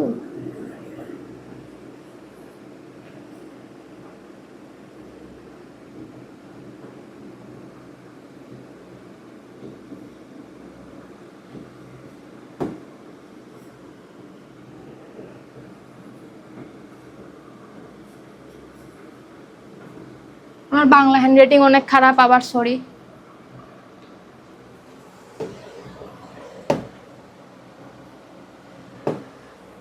আচ্ছা, মজুদের পরিমাণ। প্রক্রিয়া বিন্যাসে উৎপাদন প্রক্রিয়ার এক প্রক্রিয়া হতে অন্য প্রক্রিয়ার কাঁচামাল বা উৎপাদিত পণ্য স্থানান্তরের প্রয়োজন হয়, তাই বিভিন্ন পর্যায়ে মজুদ থাকতে পারে।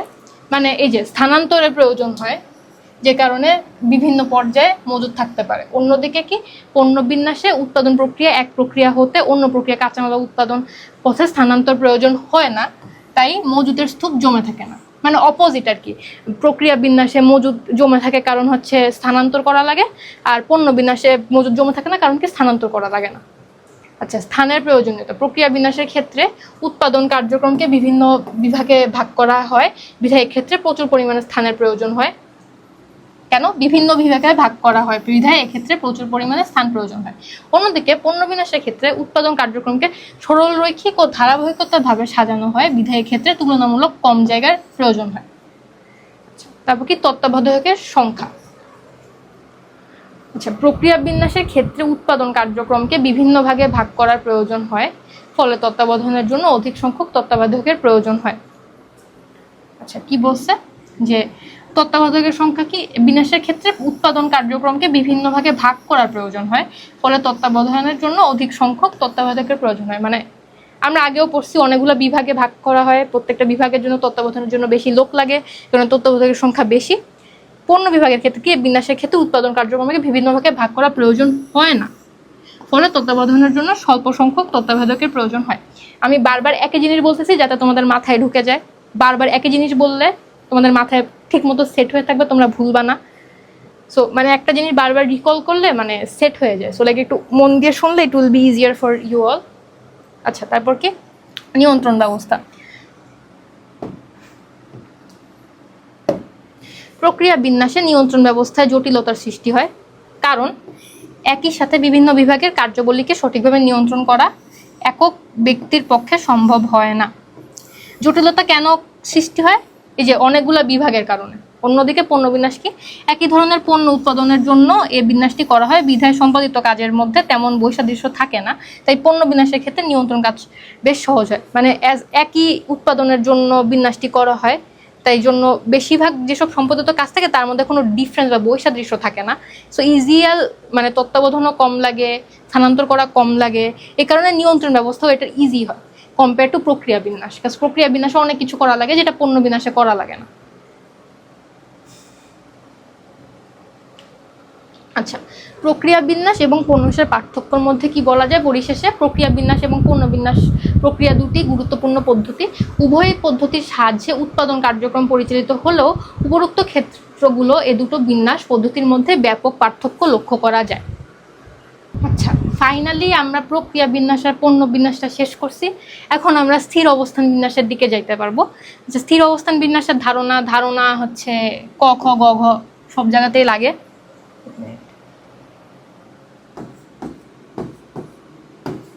কনসেপ্ট তো সবকিছুতে ইম্পর্টেন্ট, সবকিছুই কনসেপ্ট। স্থির বিন্যাস অনেক সোজা। স্থির অবস্থান বিন্যাস হলো বিন্যাসের অন্যতম একটি ধরন। যে সকল পণ্য অত্যন্ত বড়, ভারী ও বহনে ঝুঁকিপূর্ণ, সে সকল পণ্যের ক্ষেত্রে বিন্যাসটি কার্যকর।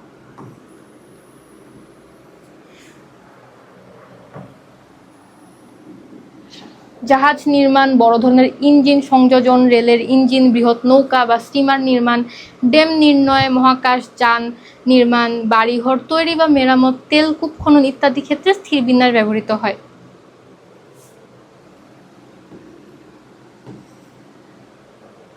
মানে এগুলো এক্সাম্পল, মানে বেসিক্যালি বুঝাইছে যে অত্যন্ত বড়, ভারী ও বহনে ঝুঁকিপূর্ণ, মানে যেসব জিনিসগুলো বানাতে হলে, যেগুলোর উপর কাজ করতে হলে এখান থেকে ওখানে যাওয়া যায় না, একই জায়গা থেকে করা লাগে।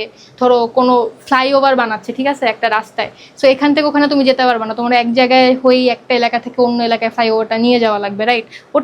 ওটাই স্থির অবস্থান বিন্যাস। যে পণ্য বিন্যাস, প্রক্রিয়া বিন্যাস বেশি পণ্য আর হচ্ছে সেবা রিলেটেড ছিল, তো এগুলা নিয়ে অনেক বেশি স্থানান্তর করা যেত। বাট স্থির অবস্থান বিন্যাসের জন্য ওটা করা যায় না। এক্সাম্পলগুলো দেখলেই বুঝবা কি, এই যে জাহাজ নির্মাণ, বড় ধরনের ইঞ্জিনের সংযোজন, মানে রেলের ইঞ্জিন হতে পারে, অন্য কিছু হতে পারে, বৃহৎ নৌকা বা স্টিমারের নির্মাণ, ড্যাম নির্মাণ, মহাকাশ যান নির্মাণ, ভারীঘর তৈরি বা মেরামত, তেলকূপ খনন ইত্যাদি ক্ষেত্রে স্থির বিন্যাস ব্যবহার করা হয়। সো এটা মানে যদি তোমার উদ্যোগতা তুমি দেখলেই বুঝবা যে এটা স্থির বিন্যাস রিলেটেড। যদি দেয় ধরো কি জাহাজ নির্মাণ করতেছে, জাহাজ তো তুমি পণ্য বা প্রক্রিয়ার মধ্যে ফেলাতে পারবে না, সো এটা স্থির অবস্থান বিন্যাসের মধ্যে যাবে, কারণ এক জায়গাতেই তোমার স্থির অবস্থান বিন্যাস করা লাগবে। আচ্ছা, সাধারণভাবে বলা যায় যে বিন্যাস ব্যবস্থায় পণ্য একটি নির্দিষ্ট স্থানে স্থির থাকে এবং উৎপাদনের স্থানে প্রয়োজনীয় উপায়ে উপকরণ নিয়ে যাওয়া হয়, তাকে স্থির অবস্থান বিন্যাস বলে। এটা ডেফিনেশন, মনে রাখবা, ইজি জিনিস, অনেক ইজি জিনিস। আচ্ছা, ব্যাপক অর্থে বলা যায় যে বিন্যাসের ক্ষেত্রে পণ্যটি একটি নির্দিষ্ট স্থান স্থির থাকে এবং কর্মীরা তাদের হাতিয়ার ও যন্ত্রপাতি নিয়ে কাজ করার জন্য পণ্যটির নিকট যায়, তাকে স্থির অবস্থান বিন্যাস বলে। স্থির বিন্যাস সম্পর্কে লিজে ক্রাজেস্কি এবং ল্যারি পি রিডসম্যান বলেছেন, fixed position layout is an arrangement in which the product is fixed in a place. Workers along with their tools and equipment come to the product to work on it। অর্থাৎ স্থির অবস্থান বিন্যাস হলো এমন এক অবস্থা যেখানে পণ্যটি একটি নির্দিষ্ট স্থানে থাকে, স্থির থাকে। শ্রমিকগণ তাদের হাতিয়ার এবং যন্ত্রপাতি নিয়ে পণ্যের নিকট কাজ করার জন্য যায়। মানে কি বলছে, যে বিন্যাসের ক্ষেত্রে পণ্যটি একটি নির্দিষ্ট স্থানে স্থির থাকে আর কর্মীরা তাদের হাতিয়ার ও যন্ত্রপাতি নিয়ে সেখানে কাজ করার জন্য পণ্যটির নিকট যায়, তাকে স্থির অবস্থান বিন্যাস বলে।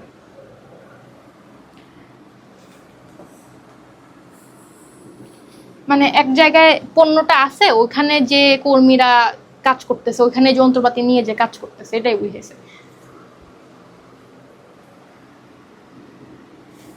তারপর কি, উপরোক্ত আলোচনা হতে স্থির বিন্যাস সম্পর্কে যে ধারণাগুলো পাওয়া যায় তা হলো, এই বিন্যাসের ক্ষেত্রে পণ্যটি একটি নির্দিষ্ট স্থানে থাকে, কর্মীরা তাদের হাতিয়ার এবং যন্ত্রপাতি নিয়ে কাজ করার জন্য পণ্যটির নিকট যায়।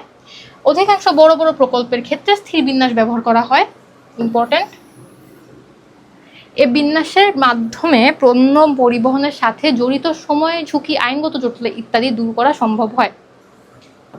কি, পরিবহনের সাথে জড়িত সময়, ঝুঁকি, আইনগত জটিলতা ইত্যাদি দূর করা সম্ভব হয়। মানে অন্য ক্ষেত্রগুলোতে পণ্য রিলেটেড অনেক ঝুঁকি থাকে বা আইনগত জটিলতা থাকে, সময়ের সমস্যা থাকে, কর্মী সমস্যা থাকে, যন্ত্রপাতির সমস্যা থাকে, ওগুলা থেকে স্থির অবস্থান বিন্যাসটা একটু ইজিয়ার, কারণ এগুলা জটিলতা থাকে না। তারপর কি, ধরো জাহাজ নির্মাণ, বড় ধরনের ইঞ্জিন সংযোজন, বৃহৎ নৌকা বা স্টিমারের নির্মাণ, ড্যাম নির্মাণ, মহাকাশ যান নির্মাণ, বাড়িঘর তৈরি বা মেরামত, তেলকূপ খনন ইত্যাদি ক্ষেত্রে স্থির বিন্যাস ব্যবহৃত হয়। পরিশেষে বলা যায় যে বিন্যাস ব্যবস্থায় নির্মিতব্য পণ্য একটি নির্দিষ্ট স্থানে স্থির থাকে এবং তা তৈরির জন্য প্রয়োজনীয় পণ্য উৎপাদনের স্থানে সমবেত করা হয়ে থাকে, স্থির অবস্থান বিন্যাস বলে। সাধারণত দালান কোঠা নির্মাণ, বাঁধ নির্মাণ, জাহাজ নির্মাণ, খনিজ সম্পদ উত্তোলন ইত্যাদির ক্ষেত্রে স্থির বিন্যাস ব্যবহার করা হয়। এটা হচ্ছে কনসেপ্ট, মনে রাখবা। এগুলো হচ্ছে কিছু বৈশিষ্ট্য বা স্থির অবস্থান কোনটা বোঝার জন্য কনসেপ্ট, এটাও মনে রাখবা। আচ্ছা আচ্ছা, স্থির অবস্থান বিন্যাস বুঝাই ইজিয়ার। সো আমরা নেক্সট স্লাইডে যাই। এটা টপিক কি, যে স্থির অবস্থান বিন্যাসের বৈশিষ্ট্য। বৈশিষ্ট্য ক খ এমসিকিউ এর জন্য ইম্পর্টেন্ট, ঘ এর জন্য ইম্পর্টেন্ট। স্টার্ট করি। স্থির অবস্থান বিন্যাসের ক্ষেত্রে পণ্যটি একটি নির্দিষ্ট স্থানে স্থির থাকে। কর্মীরা তাদের হাতিয়ার এবং যন্ত্রপাতি নিয়ে কাজ করার জন্য পণ্যটির নিকট যায়। অধিকাংশ বড় বড় প্রকল্পে স্থির বিন্যাস করা হয়। স্থির অবস্থান বিন্যাসের বৈশিষ্ট্য নিয়ে আলোচনা। একই জিনিস যা পড়ছি তাই আবার কি, যে স্থির অবস্থান বিন্যাসের ক্ষেত্রে পণ্যটি একটি নির্দিষ্ট স্থানে বা নির্দিষ্ট অঞ্চলে স্থির থাকে, অথবা পণ্যের স্থির অবস্থান, ফিক্স লোকেশন অফ প্রোডাক্ট। তারপর কি উপকরণের সন্নিবেশন, অ্যাসেম্বলিং অফ এলিমেন্টস। কার্য সম্পাদনের জন্য উৎপাদনের উপকরণগুলোকে পণ্য নিকট নিয়ে যাওয়া হয়, যেটা আগে পড়লাম যে কর্মীরা, যন্ত্রপাতি, তারপর উৎপাদন আসবাবপত্র সব হচ্ছে পণ্যের নিকট নিয়ে যায়। প্রয়োগ ক্ষেত্র, অ্যাপ্লিকেশন ফিল্ড, জাহাজ নির্মাণ, বড় ধরনের ইঞ্জিন সংযোজক, রেলের ইঞ্জিন, বৃহৎ নৌকা বা স্টিমার নির্মাণ, ড্যাম নির্মাণ, মহাকাশ যান নির্মাণ, বাড়িঘর তৈরি বা মেরামত, তেলকূপ খনন ইত্যাদির ক্ষেত্রে স্থির অবস্থান বিন্যাস ব্যবহৃত হয়। মানে কোথায় এটার প্রয়োগ আছে আর কি। তারপর কি ধারাবাহিক কার্য সম্পাদন, কন্টিনিউয়াস ওয়ার্ক। স্থির অবস্থান বিন্যাসের কাজের প্রথম থেকে শেষ পর্যন্ত একাধিক কর্মী দ্বারা কার্যটি সম্পাদন করা হয়, এতে উৎপাদনের বা কাজের ধারাবাহিকতা বজায় থাকে। এটা ইম্পর্টেন্ট কি, যে স্থির অবস্থান বিন্যাস কাজের প্রথম থেকে শেষ পর্যন্ত একাধিক কর্মীর প্রয়োজন হয়, একাধিক কর্মীর দ্বারা কাজটি সম্পাদন করা হয়, এতে উৎপাদনের বা কাজের ধারাবাহিকতা বজায় থাকে। ইম্পর্টেন্ট, মনে রাখবা, মেমোরাইজ করবা, নোট ডাউন করবা, কি পয়েন্টসগুলো লিখবা। তারপর লাস্টটা কি, যে পৃথক কর্মসূচি, সেপারেট প্রোগ্রাম। এটা কি, স্থির অবস্থান বিন্যাসের ক্ষেত্রে প্রতিটি প্রকল্পের জন্য পৃথক কর্মসূচি প্রণয়ন করা হয়। এভাবে প্রণীত প্রতিটি কর্মসূচি স্বাধীনভাবে কার্য সম্পাদন করতে পারে। মানে ধরো একটা পদ্মা সেতু যখন বানানো হয়েছে, এক একটাগুলাকে কি বলে, আর আইরন ওগুলাকে কি বলে, খাম্বার হোয়াট এভার। তো ধরো এখানে একটা বানাইছে, তারপর একটা ব্রিজ, তারপর আবার একটা বানাইছে, ওইটাই মানে প্রত্যেকটা জন্য একটা সেপারেট কিছু মানুষ থাকে, ওরা সেপারেটলি এটা করে। প্রত্যেকটার জন্য সেপারেট কিছু কাজ থাকে। মানে ধরো এ একটা সেগমেন্ট কমপ্লিট করতেছে, ও আর একটা সেগমেন্ট কমপ্লিট করতেছে, এভাবে জিনিসটা ইজিয়ার হয়। তো স্থির অবস্থান বিন্যাসের ক্ষেত্রে প্রতিটি প্রকল্পের জন্য পৃথক কর্মসূচি থাকে। অলসো এটার মানে হচ্ছে যে আমরা ম্যানেজমেন্টে পড়ছি বোধ হয় যে ফিক্সড প্ল্যান বলে কিছু জিনিস আছে, আবার ফ্লেক্সিবল প্ল্যান বলে কিছু জিনিস আছে। এগুলো ফ্লেক্সিবল প্ল্যানের মতো। একটা বিল্ডিংয়ের ইনফ্রাস্ট্রাকচার, মানে একটা বিল্ডিং বানাবে যেভাবে, ওই সিমিলারভাবে আর একটা বিল্ডিং বানাতে পারবে না, কারণ কি এটার আর্কিটেকচার, ডিজাইন, তারপর জায়গা জমির লেন্থ ব্রেড সব ডিফারেন্ট থাকে। Same with flyover, same with Bridges, এক একটার জন্য ডিফারেন্ট প্ল্যান বানানো লাগে। কি লাগাবে, ডিফারেন্ট প্ল্যানস।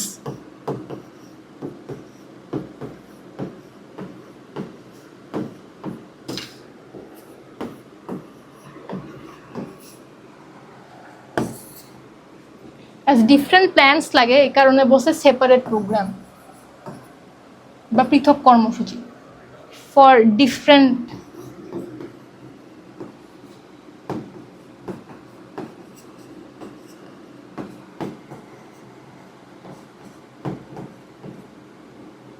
আমি যে লিখি, তোমরা যে বুঝো না, আমি যে তাও কেন লিখি, আমার আসলে লেখা উচিত না। যাই হোক, নেক্সট স্লাইডে যাই। আচ্ছা, কি স্থির অবস্থান বিন্যাসের সুবিধা। আমরা আবার সুবিধা অসুবিধাতে চলে আসছি। সুবিধা অসুবিধা কিসের জন্য ইম্পর্টেন্ট, গঘ। স্থির অবস্থান বিন্যাসের সুবিধা। স্থির অবস্থান বিন্যাসটি প্রক্রিয়া বা পণ্য বিন্যাসের মতো বহুল ব্যবহৃত কোনো বিন্যাস পদ্ধতি নয়। এই বিন্যাসটি সুনির্দিষ্ট কিছু ক্ষেত্রে ব্যবহার করা হয়। স্থির বিন্যাসের সুবিধাগুলো নিম্নে আলোচনা করা হলো। অধিক নমনীয়, মোর ফ্লেক্সিবল। স্থির অবস্থান বিন্যাসটি খুবই নমনীয়, অর্থাৎ যে কোনো পরিবেশ পরিস্থিতির আলোকে অতি সহজেই বিন্যাসটিকে পরিবর্তন করা যায়। মানে একটু আগে যেটা বললাম, ডিফারেন্ট প্রজেক্টের জন্য ডিফারেন্ট প্ল্যান থাকে। ভালো একটা বিল্ডিং যেভাবে বানায়, অন্যভাবে ওই বিল্ডিংটা বানানো যায় না। আবার কাজের মাঝখানে ধরো আমরা প্ল্যানটা চেঞ্জ করতে পারবো যে এভাবে না করে এখন এভাবে করি। অবভিয়াসলি কিছু রেস্ট্রিকশনস আছে, বাট তাও এটা খুবই ফ্লেক্সিবল, ইজিলি প্ল্যানগুলো চেঞ্জ করা যায়, সবার মতামত নেওয়া যায়, কোনো কিছু ফিক্স না খুব একটা। সো অধিক নমনীয় ভালো একটা দিক। তারপর স্থায়ী সম্পদের যথাযথ ব্যবহার, proper use of fixed assets. এই বিন্যাসের মাধ্যমে বিন্যাসের সাথে জড়িত সকল সম্পদের সদ্য ব্যবহার করা সম্ভব হয়, মানে যা যা সম্পদ আছে এটা প্রপারলি ইউটিলাইজ করা যায়, এটা বুঝাইছে। কি পরিচালনা ব্যয় হ্রাস, রিডিউসিং অপারেটিং কস্ট। স্থির অবস্থান বিন্যাসের প্রাথমিক পর্যায়ে কিছু বাড়তি পরিচালনা ব্যয় সংযুক্ত হলেও পরবর্তী সময় একক প্রতি ব্যয় হ্রাস পায়। মানে প্রথমে তো অবভিয়াসলি কোনো কিছু স্টার্ট করতে গেলে ব্যয় হবেই, কিন্তু যদি পার ইউনিট কস্ট বা একক প্রতি ব্যয় নিয়ে আমরা চিন্তা করি, তখন হচ্ছে এটার কিন্তু ব্যয়টা হ্রাস পায় পরিচালনার ক্ষেত্র থেকে। আচ্ছা, স্বল্পমেয়াদী কর্মসূচি, শর্ট টার্ম প্রোগ্রাম। স্থির অবস্থান বিন্যাসকে যেহেতু কর্মসূচি ভিত্তিক বিন্যাস, তাই কর্মসূচি শেষ হলে বিন্যাস কার্যক্রমটিও শেষ হয়ে যায়। বিন্যাসে স্বল্পমেয়াদী কর্মসূচি গ্রহণ করা হয়, মানে এটার মানে হচ্ছে ধরো কেউ একটা বিল্ডিং বানাবে বা কেউ একটা জাহাজ বানাবে, জাস্ট ওইটা বানানোর জন্যই একটা প্ল্যান লাগবে। ওইটা বানানো শেষ হয়ে গেলে তখন আর এই প্ল্যানের কোনো কার্যকারিতা নাই, এটা আবার কোথাও ইউজড হবে না। মানে যতদিন লাগে, ধরো জাহাজ বানাতে ধরো কত 6 মাস লাগলো, ওই 6 মাসেই প্ল্যানটা শেষ হয়ে যাবে, এটা আর কন্টিনিউ করবে না। এটা কন্টিনিউয়াস না, এটা জাস্ট ওয়ান টাইম প্ল্যান। কি প্ল্যান? মানে ওয়ান টাইম ইউজেবল প্ল্যান।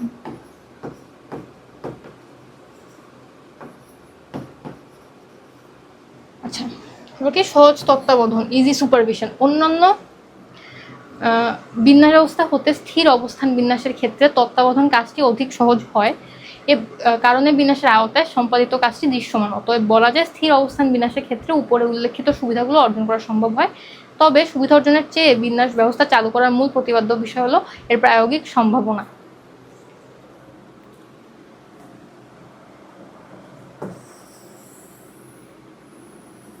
এটা মার্ক ডাউন করে রাখো। আচ্ছা, কি বলছে যে এটা সুপারভাইজ করা বা তত্ত্বাবধান করা ইজি, কারণ যেসব কর্মীরা যায় ওরা প্রেজেন্ট থেকে দেখতে পারে, ওদের তত্ত্বাবধান করার জন্য আলাদা মানুষ থাকে। যেহেতু একটা জায়গাতেই করে, এটা ইটস ইজিয়ার টু মানে সুপারভাইজ। আর আর যেহেতু কাজটা কমপ্লিটলি দৃশ্যমান, এগুলো কর্মীদের কাছেই দৃশ্যমান, তত্ত্বাবধায়কদের কাছেও দৃশ্যমান, এ কারণে এটা তত্ত্বাবধান করা অনেক সহজ। আর স্থির অবস্থান বিন্যাসের ক্ষেত্রে উপরে উল্লেখিত সুবিধাগুলো অর্জন করা সম্ভব হয়, তবে সুবিধা অর্জনের চেয়েও বিন্যাস ব্যবস্থা চালু করার মূল প্রতিপাদ্য বিষয় হলো প্রায়োগিক সম্ভাবনা। মানে এটা কতটুকু প্রয়োগ করা যায়, এটার প্রায়োগিক সম্ভাবনাই হচ্ছে ডিসাইড করে যে কোনো একটা স্থির অবস্থান বিন্যাস কর্মসূচি শুরু হবে কি না। আচ্ছা আচ্ছা, আই গেস আমরা তাহলে বুঝছি স্থির অবস্থান বিন্যাস অনেক সোজা। স্থির অবস্থান বিন্যাসের অসুবিধা, এটা ঘতে ইম্পর্টেন্ট।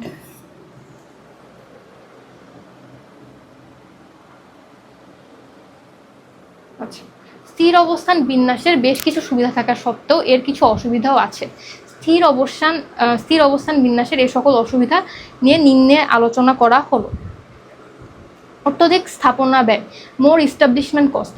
স্থির অবস্থান বিন্যাস একটি ব্যয়বহুল বিন্যাস, কারণ এই বিন্যাসে যন্ত্রপাতি সমূহ কর্মস্থলে পরিবহন করে নিয়ে যাওয়া হয় এবং স্থাপন করা হয়, যে অত্যন্ত ব্যয়বহুল।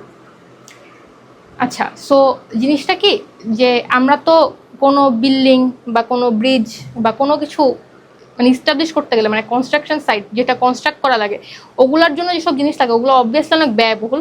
এটাই বুঝাইছে যে এটা অত্যধিক স্থাপনা ব্যয়, যে বিন্যাসে মানে যা যা ইউজ করা লাগে, যেসব জিনিস ইউজ করা লাগে ওগুলার ব্যয় অনেক বেশি কম্পেয়ার টু পণ্য বা সেবা নিয়োগের জন্য যেগুলা ইউজ করা হয়।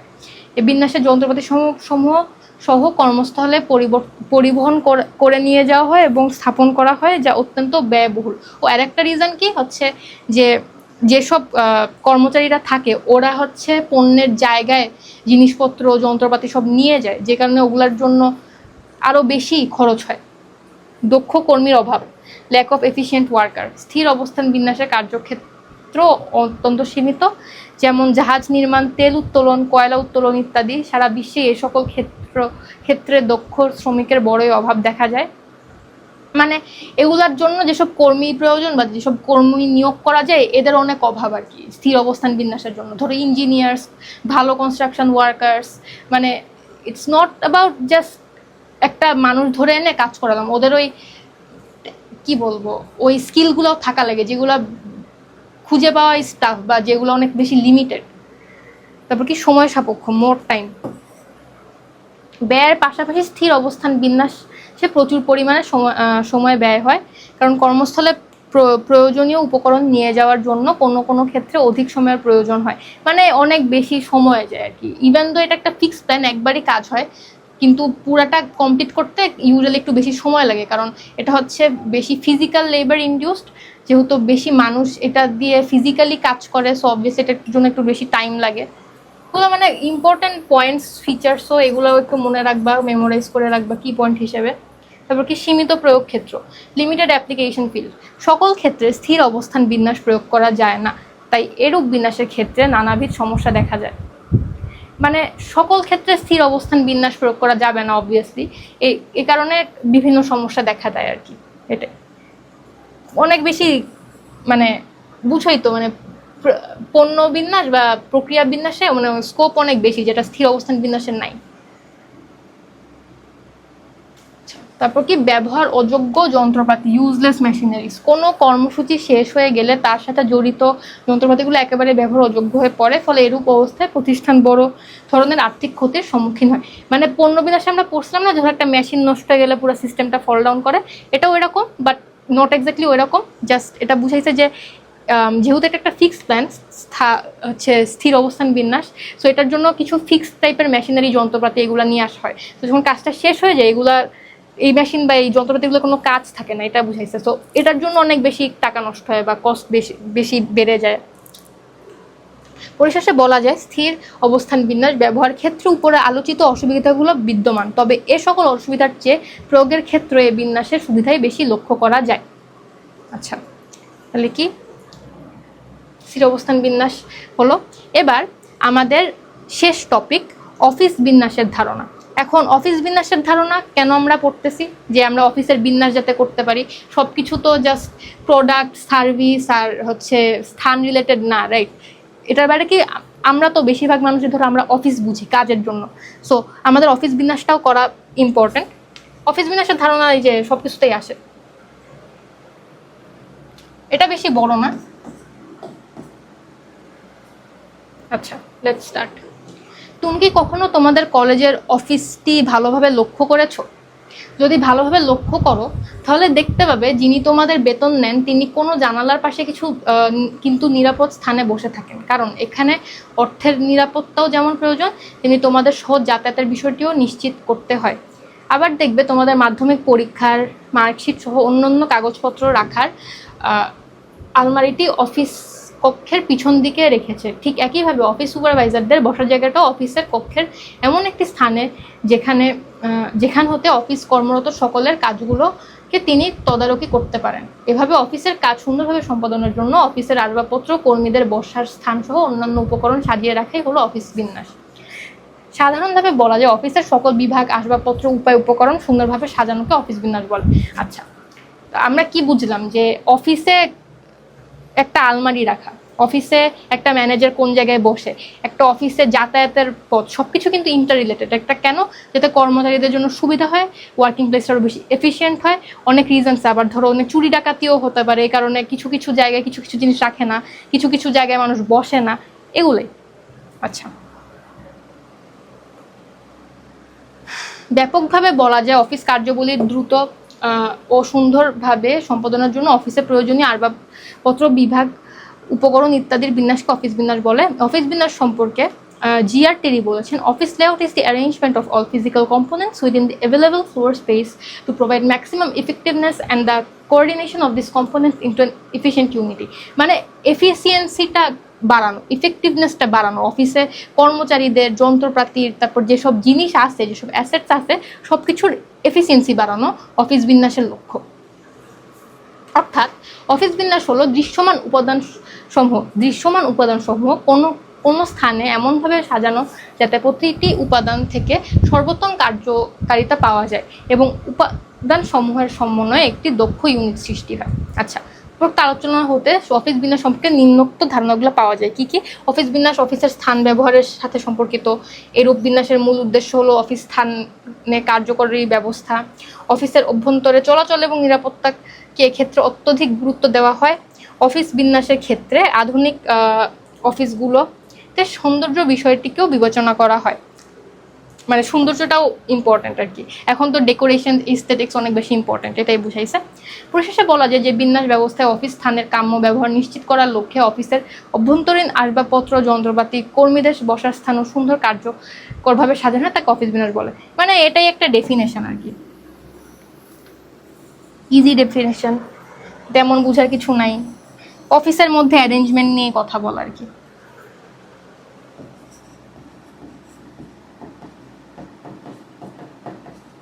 আচ্ছা, এগুলা মানে এই পয়েন্টসগুলো মনে রাখলে মানে অফিস বিন্যাস আলাদা করে মানে তেমন বোঝার কিছু নাই, বাট যদি লিখতে বলো তুমি পয়েন্টস পাবা আর কি। টপিক 23, অফিস বিন্যাসের নীতি বা মতবাদ। নীতি বা মতবাদ কিসের জন্য ইম্পর্টেন্ট হয়? খ এর জন্য মাঝে মধ্যে, গ ঘ।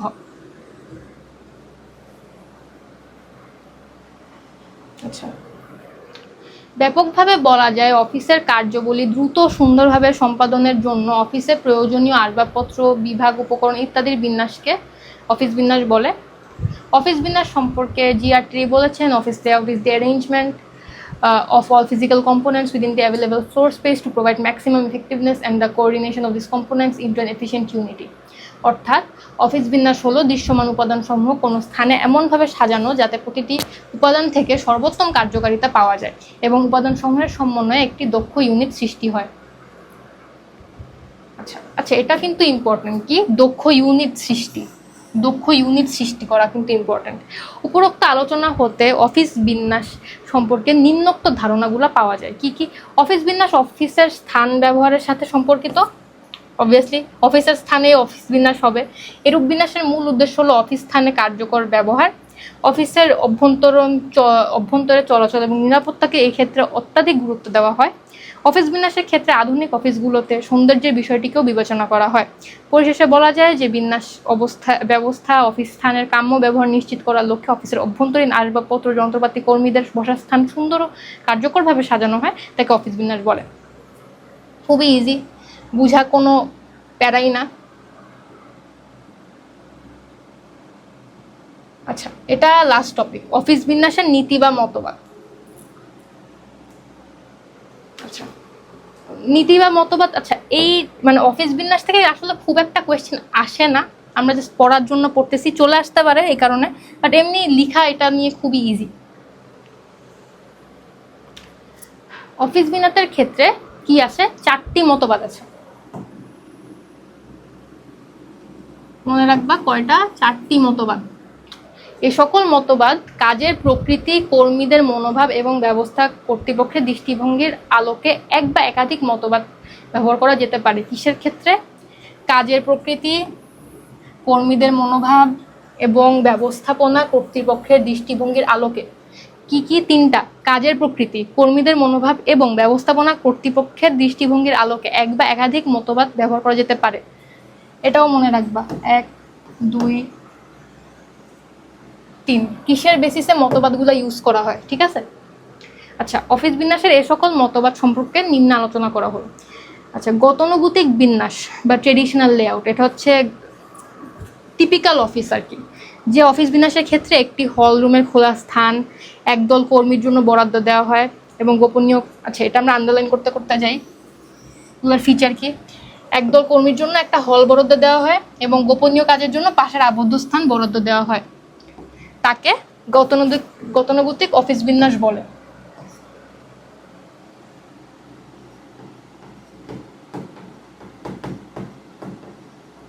আচ্ছা, গতানুগতিক বিন্যাস কার্যক্রমে ব্যবস্থাপনা এবং কর্মীদের জন্য পাশাপাশি স্থান বরাদ্দ করা হয়।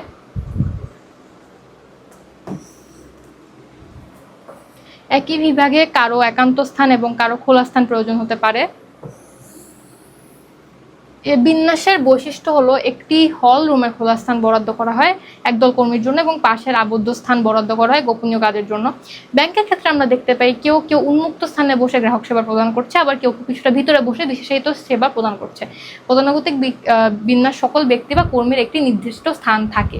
আচ্ছা, এটা ইম্পর্টেন্ট। গতানুগতিক বিন্যাসে সকল ব্যক্তি বা কর্মীর একটি নির্দিষ্ট স্থান থাকে। স্থানের অবস্থান, আকার এবং সাজসজ্জার সংগঠনের ব্যক্তির পদমর্যাদা অনুযায়ী ঠিক করা হয়। কি অনুযায়ী? পদমর্যাদা অনুযায়ী। এগুলো হচ্ছে আন্ডারলাইন যেগুলো করছে ওগুলো জাস্ট মুখস্থ করবা, যে গতানুগতিক অফিস বিন্যাসের জন্য একটি হল রুম এবং খোলা স্থান বরাদ্দ করা হয়। একদল কর্মীর জন্য গোপনীয় কাজের জন্য পাশের আবদ্ধ স্থান বরাদ্দ থাকে। তারপর কি, একই বিভাগ কারো একান্ত স্থান এবং কারো আবার খোলা স্থান প্রয়োজন হতে পারে। ব্যাংকের কেসে কি হয়, যে সকল ব্যক্তি বা কর্মীর একটি নির্দিষ্ট স্থান থাকে। আবার হচ্ছে কিছু কিছু মানুষ একটা ওই যে খোলা জায়গায় কাজ করে, আবার কিছু কিছু মানুষ যারা বিশেষ সেবা প্রদান করে বা বিশেষ সার্ভিসেস দেয়, ওদের জন্য আলাদা হচ্ছে স্থান থাকে। আর এগুলা কিভাবে বোঝা যায় যে কে কোনটা পাবে, ওটা হচ্ছে পদমর্যাদা অনুযায়ী ঠিক করা হয় আর কি। আচ্ছা, তারপর আসি অফিস সজ্জা, অফিস ল্যান্ডস্কেপিং। যে অফিস বিন্যাসের ক্ষেত্রে অফিসের সকল কর্মী এবং ব্যবস্থাপনাকে একটি বড় খোলা রুমে রেখে তাদের কাঁধের উচ্চতায় বিভাজন দিয়ে বিন্যাস করা হয় তাকে অফিস ল্যান্ডস্কেপিং বা সজ্জা বলা হয়। এটা হচ্ছে ডেফিনেশন। খুবই উইয়ার্ড একটা ডেফিনেশন, বাট মুখস্থ করা লাগবে।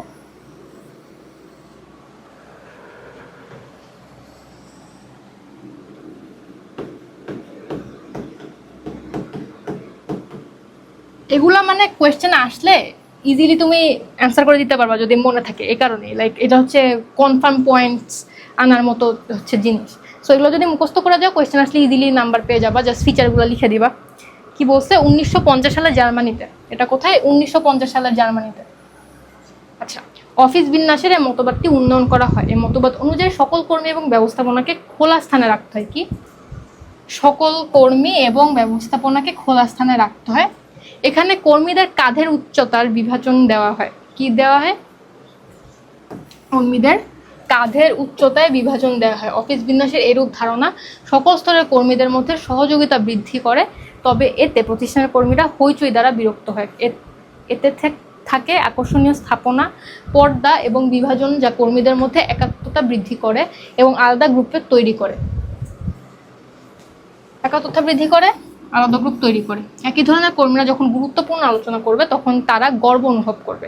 তবে গতানুগতিক বিন্যাস থেকে স্থাপনার ব্যয় 40% বেশি হয়। কত পার্সেন্ট বেশি হয়? 40% বেশি হয়। আচ্ছা, কি পড়লাম? যে অফিস বিন্যাসের ক্ষেত্রে অফিসের সকল কর্মী এবং ব্যবস্থাপনা বড় একটি খোলা রুম রেখে তাদের কাঁধের উচ্চতায় বিভাজন দিয়ে বিন্যাস করা হয় তাকে অফিস ল্যান্ডস্কেপিং বা অফিস সজ্জা বলে। তার মানে কি? যে অফিস বিন্যাসের ক্ষেত্রে অফিসের সকল কর্মী এবং ব্যবস্থাপনাকে বড় একটা খোলা রুমে রাখে আর তাদের কাঁধের উচ্চতার বিভাজন দিয়ে বিন্যাসটা করা হয়। আচ্ছা, 1950 সালে জার্মানিতে এই অফিস বিন্যাসের মতবাদটি শুরু হয়। সকল কর্মী এবং ব্যবস্থাপনাকে একটা খোলা স্থানে রাখে। কোথায় রাখে? খোলা স্থানে রাখে। এখানে কর্মীদের কাঁধের উচ্চতায় বিভাজন দেওয়া হয়। কাঁধের উচ্চতায় বিভাজন দেওয়া হয়। এই অফিস বিন্যাসের এরূপ ধারণা সকল স্তরের কর্মীদের মধ্যে সহযোগিতা বৃদ্ধি করার জন্য এই ধারণাটা আনছে। সকল স্তরের কর্মীদের মধ্যে যাতে সহযোগিতাটা বৃদ্ধি পায়, এই কারণে হচ্ছে অফিস সজ্জার মতবাদটা নিয়ে আসা হয়েছে। তবে এতে প্রতিষ্ঠানের কর্মীরা হইচই দ্বারা বিরক্ত হয়, মানে হইচই বেশি হয় অবভিয়াসলি। এতে থাকে আকর্ষণীয় স্থাপনা, পর্দা এবং বিভাজন, যা কর্মীদের মধ্যে একাত্মতা বৃদ্ধি করে এবং আলাদা গ্রুপ তৈরি করে। একই ধরনের কর্মীরা যখন গুরুত্বপূর্ণ আলোচনা করে তখন তারা গর্ব অনুভব করে। আর তবে গতানুগতিক বিন্যাস থেকে স্থাপনার ব্যয় 40% বেশি হয়। কত? 40% বেশি। আচ্ছা, এটার পরে কি? সক্রিয়তা স্থাপন, মানে অ্যাক্টিভিটি সেটিংস। এটা গেল এটা। এগুলা মানে এই পয়েন্টগুলো না মুখস্থর জিনিস, তেমন বোঝার কিছু নাই। যা যা আন্ডারলাইন করতেছি ওই কি পয়েন্টগুলো মাথায় রেখে জাস্ট লিখে দিয়ে আসলেই হবে কোয়েশ্চেনে আসলে। আচ্ছা, এটা কি? নৈকট্য এবং একান্ততা অর্জনের জন্য সক্রিয়তা স্থাপন ধারণার উদ্ভব হয়েছে। এই ধারণার মূল বিষয় হলো কর্মীদের কাজের ধরন অনুযায়ী একদিকে যেমন প্রত্যেকের জন্য প্রয়োজন আলাদা স্থান বরাদ্দ থাকবে, অন্যদিকে আবার কমন স্থানও থাকবে যেখানে দলীয়ভাবে কার্য সম্পাদন করতে পারবে। কর্মীরা কাজের সুবিধার জন্য এক স্থান থেকে অন্য স্থানে যেতে পারবে। প্রত্যেকের জন্য আলাদা স্থানে বরাদ্দ থাকলেও তারা পুরো অফিস জুড়ে কাজ করবে। কি বলছে? যে এখানে নৈকট্য এবং একান্ততা, নৈকট্য মানে নিয়ারনেস, আবার একান্ততা অর্জনের জন্য সক্রিয়তা স্থাপন করার ধারণা উদ্ভব হয়েছে। আচ্ছা, কি বলছে? যে এখানে প্রথমত নৈকট্যও পাবে, আবার একান্ততাও অর্জন করবে, মানে নিয়ারনেসও পাবে, আবার ইন্ডিপেন্ডেন্সও পাবে। আচ্ছা, এ ধারণার মূল বিষয়বস্তু কি? কর্মীদের কাজের ধরন অনুযায়ী সরি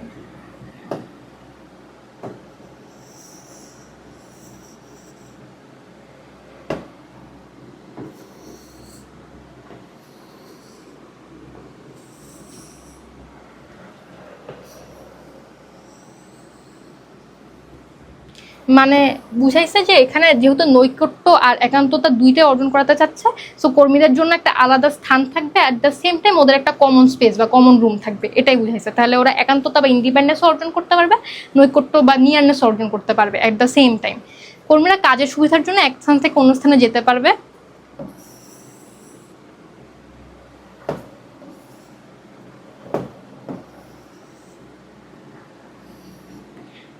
প্রত্যেকের জন্য আলাদা স্থানে বরাদ্দ থাকলেও তারা পুরো অফিস জুড়ে কাজ করবে। কি পুরো অফিস জুড়ে কাজ করবে? আচ্ছা, এই যেগুলো আন্ডারলাইন পয়েন্টস গুলা জাস্ট একটু লিখে জাস্ট মনে রাখার চেষ্টা করবা।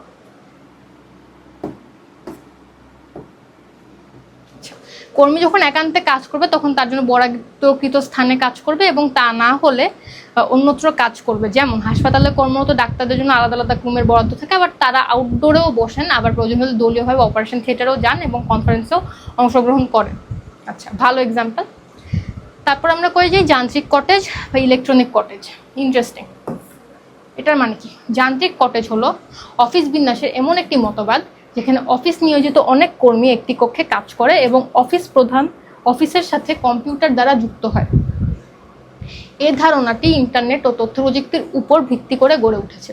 এ মতবাদ অফিস একটি কুটির শিল্পের আধুনিক রূপ ধারণ করে, যা শিল্প বিপ্লবের পূর্বে বিদ্যমান ছিল।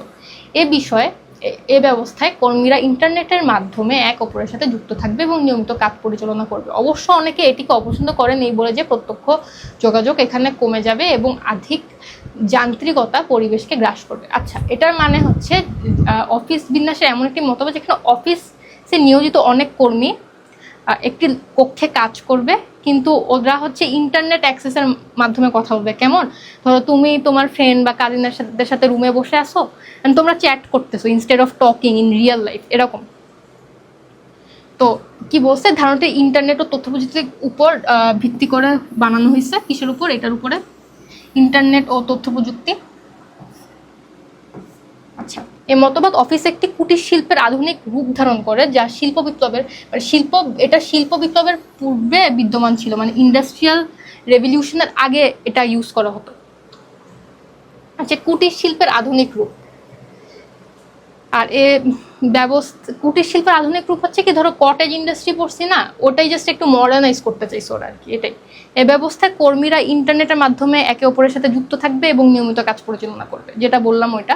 অবশ্য অনেকে এটিকে অপছন্দ করেন এই বলে যে প্রত্যক্ষ যোগাযোগ এখানে কমে যাবে এবং অধিক যান্ত্রিকতা পরিবেশকে গ্রাস করবে। মানে ধরো তুমি যদি তোমার ফ্রেন্ড বা কাজিনদের সাথে এক জায়গায় বসেই থাকো, তুমি ওদের সাথে কেন চ্যাট করবা, এটাই বুঝাইছে যে এটা মানে খুব একটা পছন্দ করতো না আর কি মানুষ, এটাই।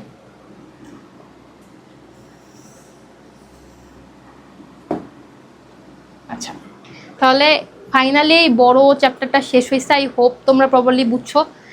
আন্ডারলাইন পার্টসগুলা লিখে রাখবা, পারলে নোট ডাউন করে রাখবা। বেশি খুব একটা না, বইয়ের কম্পারিজনে অনেক কম, 4-5 পেজ নোট হবে, ইটস নট ব্যাড। আগের রিভিশন দেওয়া ইজিয়ার হবে। তোমার সিকিউ যখন অ্যানালাইজ করবা তখন তুমি ওই নোটসগুলো দেখেই অ্যানালাইজ করতে পারবা, যে বুঝতে পারবা কোনটা কোন টপিকের, তখন তোমার লেখার জন্য ভালো হবে। আই হোপ তোমাদের ক্লাস ভালো লাগছে। Thank you.